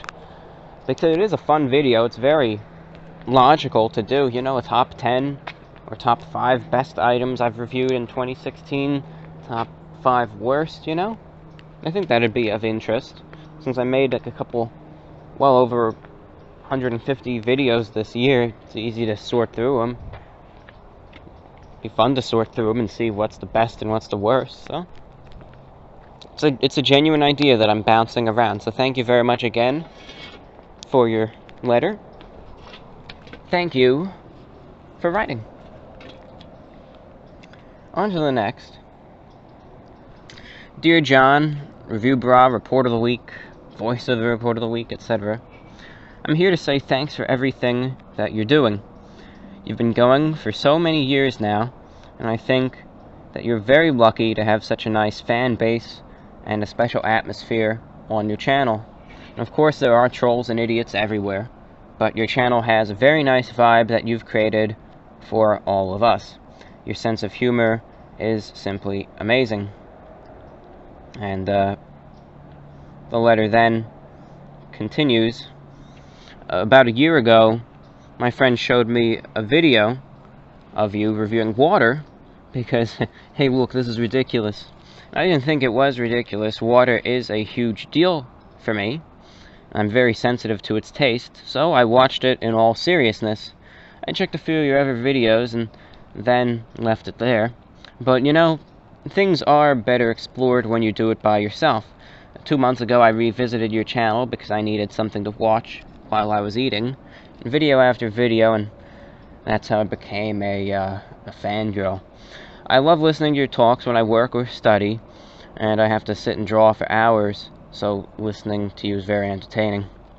Another thing I want to say is, I was pretty sad not to find a video of you reviewing Domino's pepperoni pizza with mozzarella cheese crust, because that's all that I eat. Since I study in the UK, I don't have a lot of fast food choice. The choice of pizza must be super outdated. That choice of pizza must be super outdated in the USA, so you probably will not make a review of it, but I'd at least like to know what you think of it and what your rating of it would be. I'm pretty sure that you've had it at some point. So, Happy New Year to you.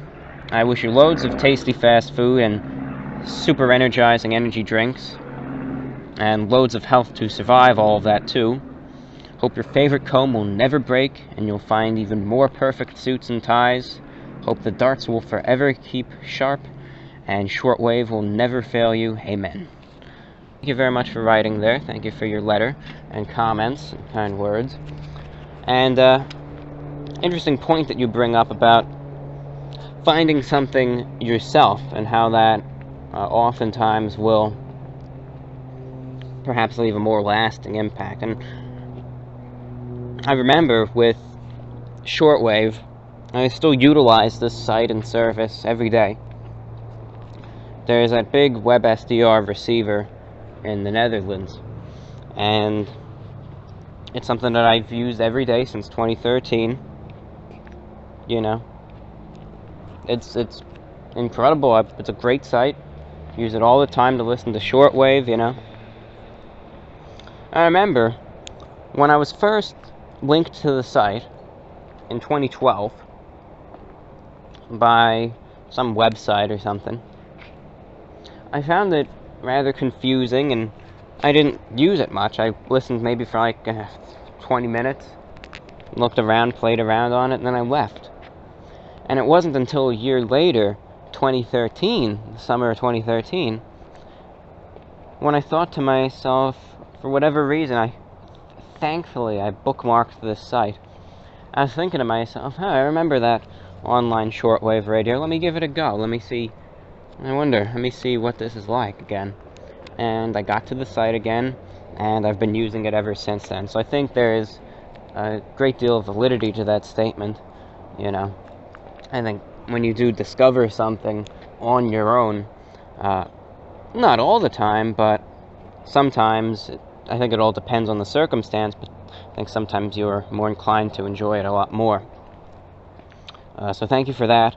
As for your favorite pizza, the Domino's with the mozzarella crust, surprisingly enough, whenever I get Domino's, see, I don't know if it's the same or if it's different over here, but whenever I get Domino's, it's always with the garlic seasoned crust, and that all changed after 2010 when enough people complained about their pizza and said it tastes like cardboard and whatnot, and you know.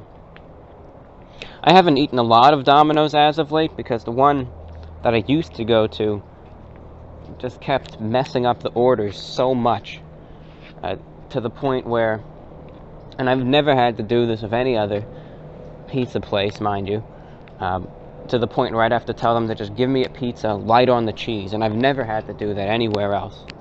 So you could only imagine the extreme, disproportionate, copious amounts of cheese I would put on these pizzas that just made them inedible. And I had to ask them light on the cheese, and then it was fine. Except for the fact that it took an hour and a half to deliver it, which was at midnight on a Tuesday. Oh well. So again, thank you for your letter and comments.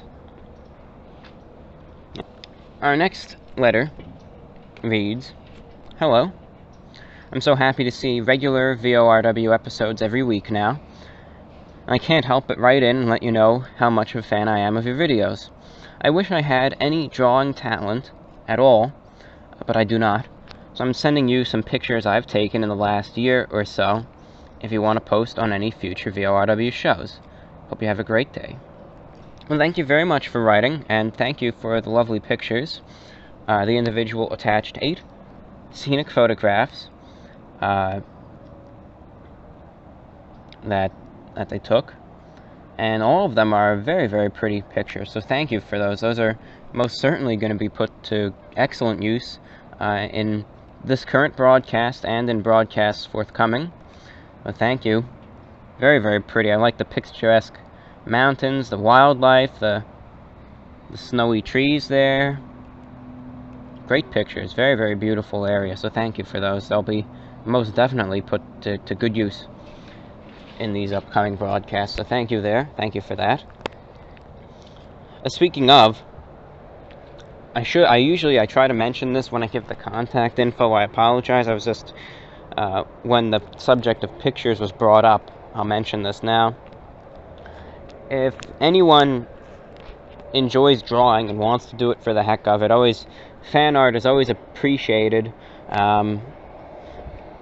for these broadcasts, because during the course of the VORW shows, I always like to put some sort of picture up to fill the time. You know, sometimes it's a scenic photograph, sometimes it's a picture of me, sometimes it's viewer submitted artwork. Any fan art, if you want to draw, if you want to make a little drawing, it could be anything. Could be hand drawn in pencil, could be with pen, could be done in MS Paint, could be as good as you want it to be. You know, whatever you want to do. If you are feeling inspired and you want to do something, be my guest, and you can submit it either on a third-party site and link it to me, or you can submit it as an attachment via email. But of course, your artwork will be featured in the VORW programs for a good period of time. And otherwise, I like to fill the time up with some great scenic pictures, so thank you again for those pictures. Let's continue on. Here we go. There we go. Hey there, Review Bra. I'd like you to review the Screamin' Hot boneless wings from Pizza Hut. I got them today, and they were marvelous. They're not as hot as Planet Wings Suicide, but they are spicy. Please review these, as the Planet Wings review is my favorite. These I'm sure you will enjoy. They're called Screamin' Hot here in Canada. Maybe they're just called Hot or Hot Buffalo or something. Whatever the hottest wings are. Thank you very much, if you can. From Christian. Christian, thank you. Thank you for writing, and thank you for your suggestion. I remember I tried their hot, and I know they have mild, medium, hot.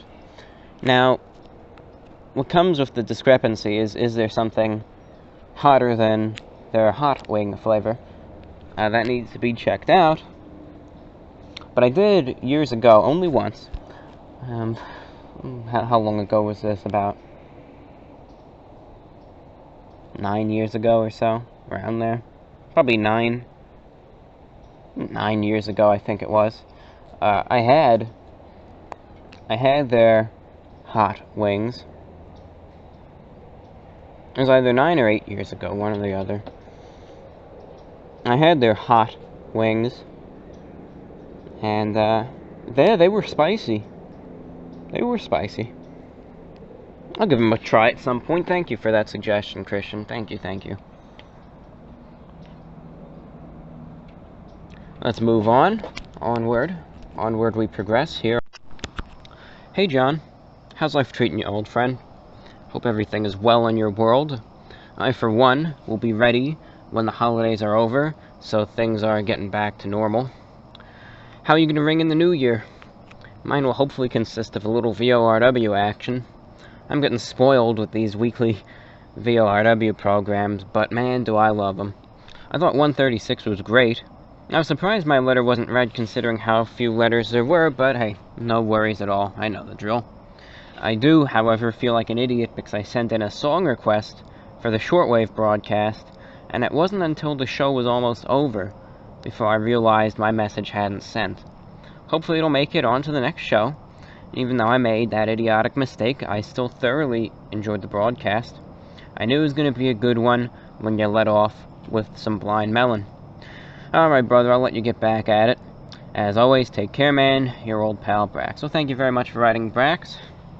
And I'm glad you enjoyed the last VORW shortwave broadcast. Of course, there's one coming up this Thursday, and your request will most certainly be featured in it. There was a good deal of music requests for this program. I'm probably gonna be able to fit in almost all of the requests that I got. So if you submitted a request, most likely it will get played. Everyone who sent a request, I believe, can't count on it, but I believe everyone that sent a music request, I replied to their email, and I let them know if it'll definitely get played, and if it won't get played, it'll be broadcast at the very beginning of the next show. And that being said, thank you again for writing, and I rung in the new year fairly quietly, just with, I didn't go to any parties or anything. I listened to the countdown, New Year's countdown on Radio Marti, and I didn't do anything, really. It was just another day for me, just another day, writing 2017 instead of 2016 on the calendar pages now.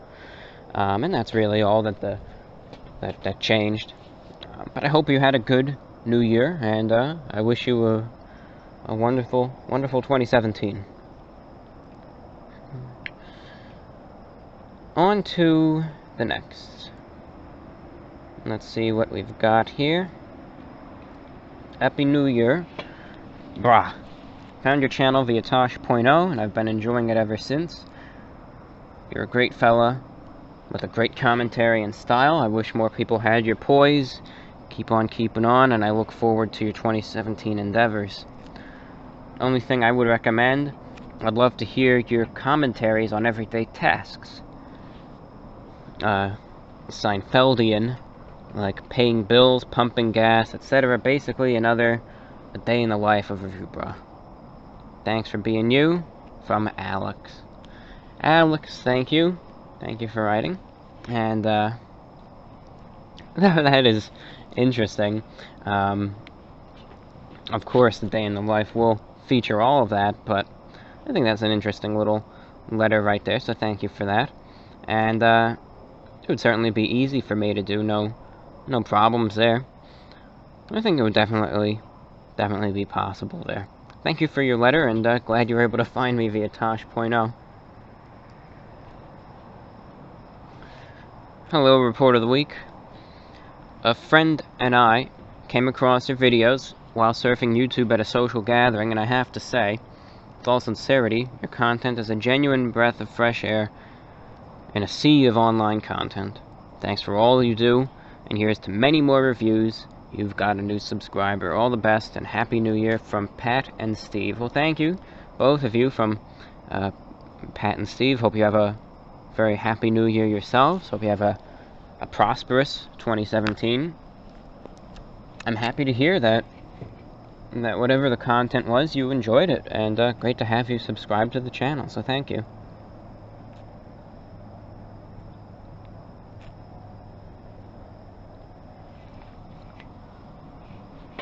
You channel is too funny. I love it. By the way, you've 100 plus subscribers, so you might want to give it a name. Every time I look for it, I need to Google channel junk food review suit dude, smiley face. Dude, never mind my last email. My PC is messing up. You're good. Keep the videos coming. Thank you. Thank you. Thank you for the comments and kind words. I presume the PC was indeed messing up, because the channel does indeed have the name of the Report of the Week. Thank you, thank you. Let's see if there's any other emails, which might have been missed. So let's see.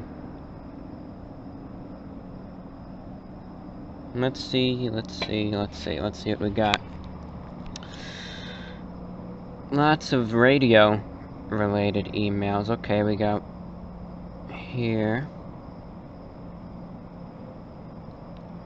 Let me see this. I'm just taking a look at some of the emails I have. Well, definitely we'll mark some of these. This one, and this one too. Okay. The VORW inbox is actually starting to do pretty well. I'm not gonna lie, that's great. Alright, we got a couple here too. Alright, let's continue. Good evening, Review Bra. I just wanted to write a quick message to tell you how much me and my wife appreciate your program. You'll have to excuse my English, as I'm a French Canadian. We found your lectures through your review videos. We prefer a good home-cooked meal, but we like the humorous tone of your food review. At first we listened to VORW in bed to help fall asleep, but now we are genuinely absorbed with the discourse and prefer listening in the living room with wine or a snack. And my question to you is, beside fast food, do you enjoy cooking, and what is your favorite home-cooked meal? I also have a suggestion for your program. You could include an international news segment. I believe you should consider a career in journalism. Be ecstatic to see you on television one day. Thank you, from Oliver and Patricia. Thank you both, Oliver and Patricia. I'm happy to hear that you enjoy the program and contents thereof. And, that's great. Back in 2014, when I did the VORW show, it was in its infancy back then, granted. But for a little bit I did discuss current events, and that might be something worth doing again. It's something to talk about. I can still discuss it without any bias, and it would still be a fun little change. It's definitely something to consider and perhaps to add. So thank you for the suggestion. It has been duly noted, and thank you very much, and it's great to have you both listening. Wish you all the best in 2017. Let's continue onward here.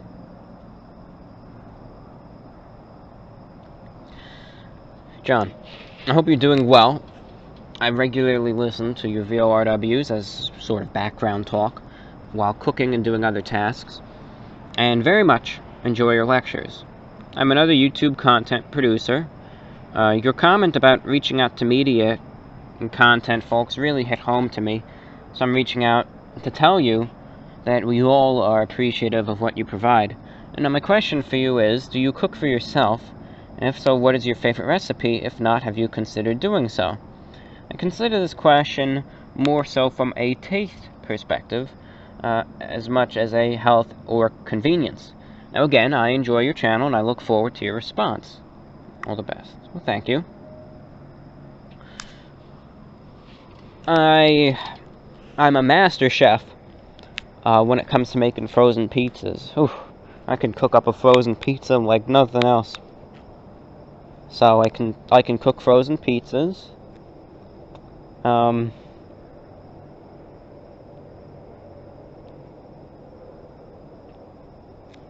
Sometimes I'll get like a piece of sliced bread, like you know, the Wonder Bread. You ever go to like the supermarket and have little loaves of sliced bread? I always get the Wonder Bread. That's always my favorite, right there.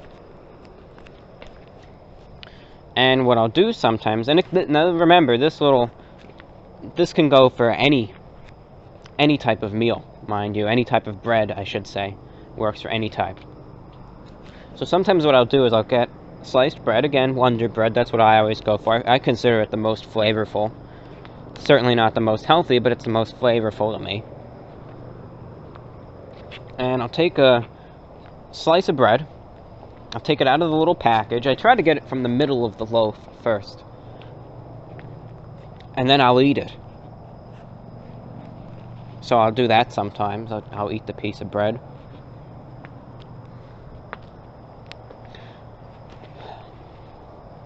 Otherwise, what I'll do is I'll sometimes, I can cook some small little sandwiches and burgers, nothing too complex, but a little stuff like that.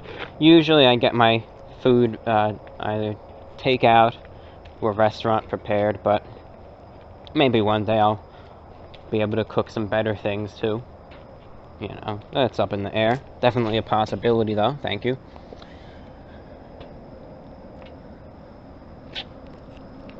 Janet writes, I just wanted to send very best wishes and a happy new year.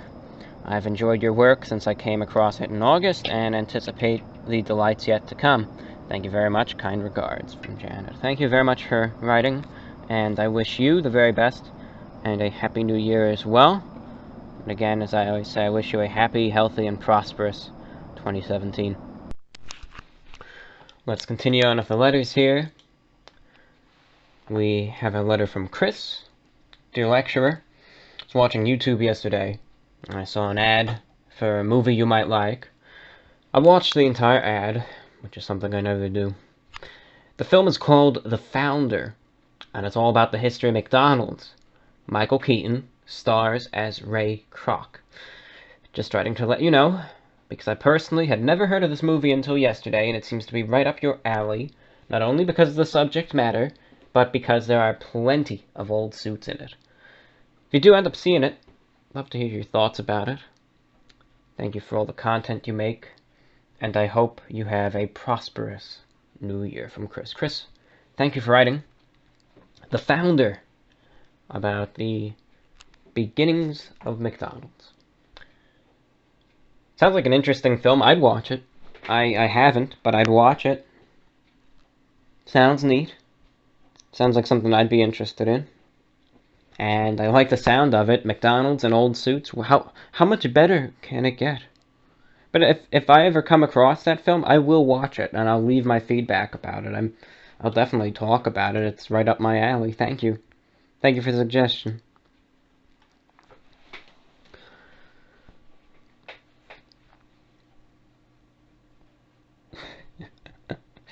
Oh boy, this is an interesting email. Unique, granted. Citations review, brah. Been watching Running on Empty for about 2 years now, and listening to VORW shows about 1 year, and I don't ever plan on stopping since they're just too entertaining. So thank you for that. Your retro voice is comforting. I love your transatlantic accent. Your vocabulary is interesting, engaging, and you have such finesse. Again, thank you for everything. I recently took some potent magic mushrooms while watching your shows, and I gotta say, it was a weird and magical night. I got inspired by what I experienced and decided to make some art based on what I saw. Spent around 9 hours watching and listening to your material, all in one sitting, and I have no regrets. And I created the art while I was still coming down, aka the afterglow. It's 2 of my favorite scenes that I saw from Running on Empty. Enjoy. And I have 2 questions. Number 1, do you read? If so, which books do you recommend? Well, I do a little bit of reading here, and I want to read more. Right now, I do a lot of writing, short stories for the most part. I'm working on a few short stories myself, but I like books of all genres. I like some mystery books. I like something that could be a little creepy sometimes. Sometimes it all depends on what I'm in the mood for, I don't just go for one specific type of book.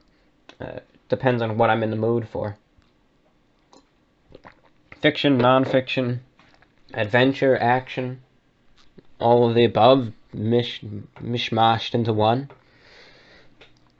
And the second, and this is a weird question, but do you ever plan on having kids? Thank you for your time. Well, no, I don't. I don't plan on having kids, no. No. Personal choice, personal preference, and that's where that stands, so it is what it is. Nothing wrong with that. And here they are in all their glory, of course. Seen here, I believe, from the Steak and Shake review. And this one, of course, is from the Long John Silver's review. Love the eyes. Love them. Reminds me of a chameleon. Very interesting. Well, I like it, and if you made these pieces of art while you were still tripping, they're certainly unique. I'll give you that, and they most certainly will and have been featured in this program. Thank you again for your work. Good evening, Review Raw. Hope your holidays have been relaxing. Mine were, so I'm writing you to ask a few questions. Do you know the Dr. Pepper energy drink? If so, what do you think about it? Haven't seen you reviewing it, and it's one of my favorite beverages because it combines two flavors I enjoy the most. Dr. Pepper Cola and energy drink. Interesting.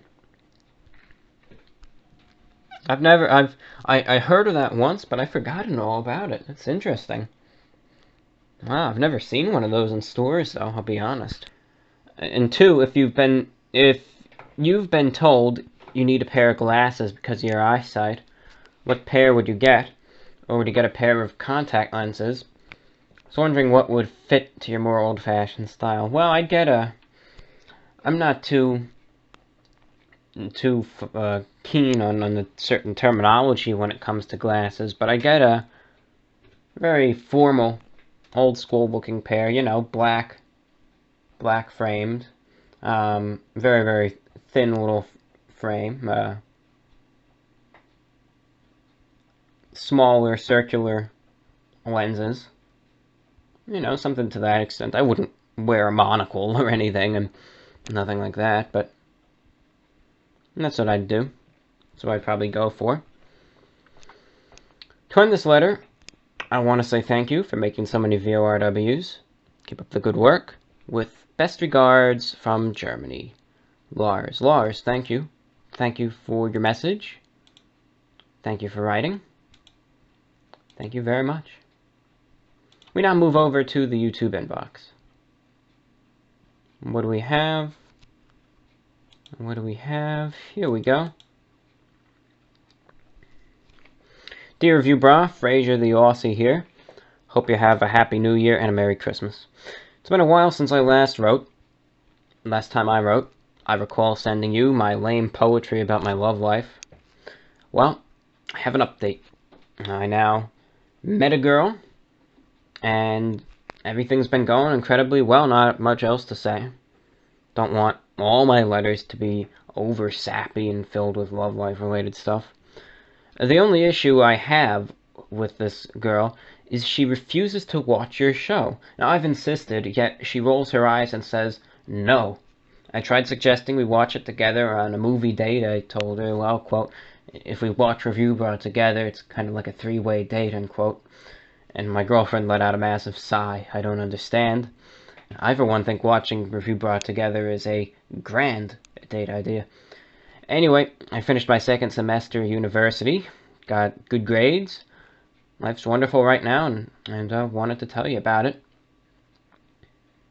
I do have a question. Considering your love for Radio Australia, did you ever keep to date with Aussie politics, and if so, what are your thoughts on it? Well, Fraser, first and foremost, thank you for the update, and thank you for writing. Great to still have you listening and writing. That's great. And I'm glad everything's going well for you. And congratulations with the university. Glad the second semester's been going very smoothly. You know, I'll be honest. I wish I was more apt with Australian politics. I really do, and I'm not gonna lie. My knowledge on that is flawed, and I'm not going to make judgments and assumptions and what have you. I mean, from what I've heard, a lot of people are upset with the current government over some things. I mean, everyone in regards of Radio Australia has been bashing the government about it, the Australian government, but other people support it. I think it's like politics anywhere else. You know, you have a faction of people that support the current party, and you have a faction of people that don't, and both may feel very, very strongly about certain things. So, I, for one, will reserve any judgment until I know more. That's how I like to stand on any issues. I don't judge until I know all of the facts. I don't prematurely state my opinions, and then I can talk about it, but I'd need to know more. You know, it's something, admittedly, that I don't have a wealth of knowledge on. But thank you for asking, though.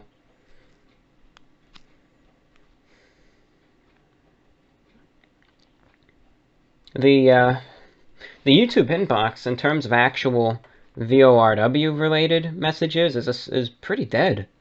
I'll be honest. There's very little in here. That used to be the hot spot in terms of messages. That's what everyone messaged me on, and nothing. Very little, I should say. Very little. There's a little. I think there's 2 letters. Here's a second one. Hello, review brother. I don't think my message got read, so I thought I'd send it again. That's fine. Though I did remove a question about the night walks, since you talked about it. Yes, indeed I did. I was pleasantly surprised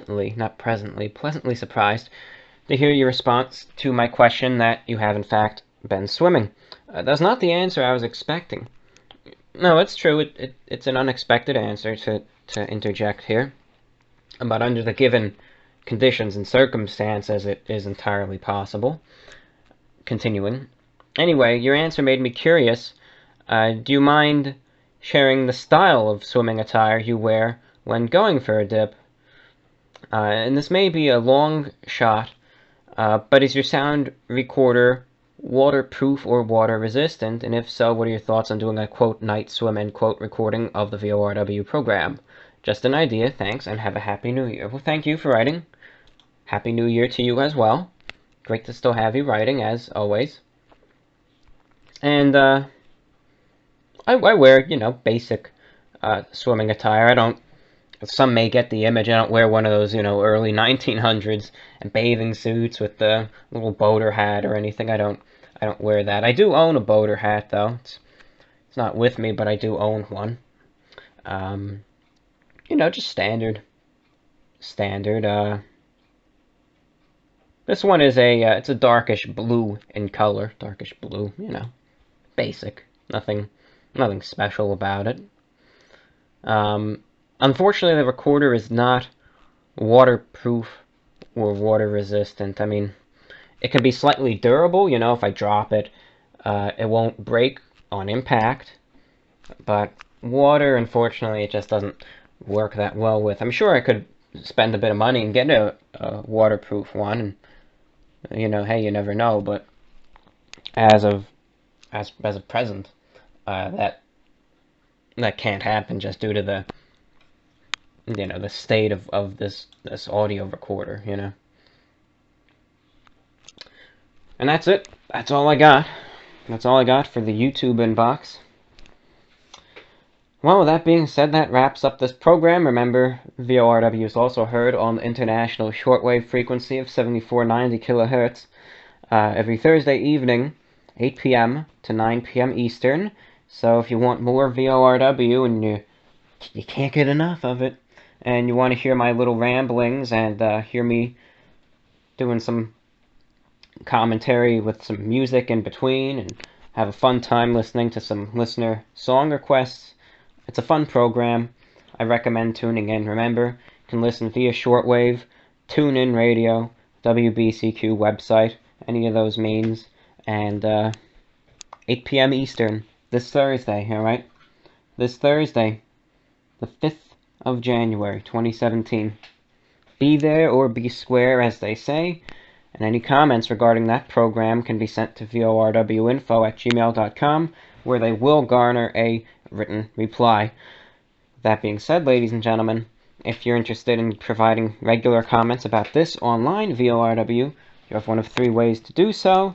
Email me repweekinterview1@gmail.com. That's repweekinterviewer, the number 1 or contact me at vorwinfo@gmail.com. That's vorwinfo@gmail.com. And if you want to be,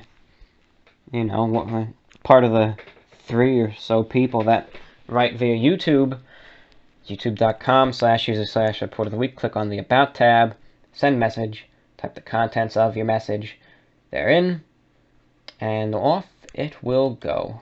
Off it will go to the YouTube inbox where it'll receive, or be responded to, let's just check the, let's check the statistics for the last VORW. 4 people were compelled to unsubscribe as a result of it. No one subscribed, but 4 unsubscribed. That's fine. Guess they despised it so much, they couldn't bear to listen to my voice any longer. So they left the channel forever. It's fine. In terms of, to end this show, audience retention statistics: 0 minutes 0 seconds, 100%. 1 minute 20 seconds, 37%. By 41 minutes, 20%. By an hour and 30 minutes, 17%. By 2 hours, 14%. And by 2 hours and 12 minutes, 12%. So hey, went up from 8% to 12%. We're on the up and up, and that's great. Thank you to all of you who listened to the program all the way through on YouTube. Thank you to all those of you who downloaded the program and listened to it all the way through. No matter how you listen to it, if you listen to it all the way through, you got a little pat on the back from me. Thank you for making it this far. Thank you for listening. As always, we will catch you next week, probably on the 11th or 12th of January. Next week, keep your eyes on the air, 7490 kilohertz, because VORW will still be there. Thank you for listening, ladies and gentlemen. I'm your host, Report of the Week. This is VORW, the voice of the Report of the Week. Hope you enjoyed this program. Once again, thank you for listening. Take care. Have an excellent January. We'll see you soon. Goodbye. This is the voice of the Report of the Week, signing off.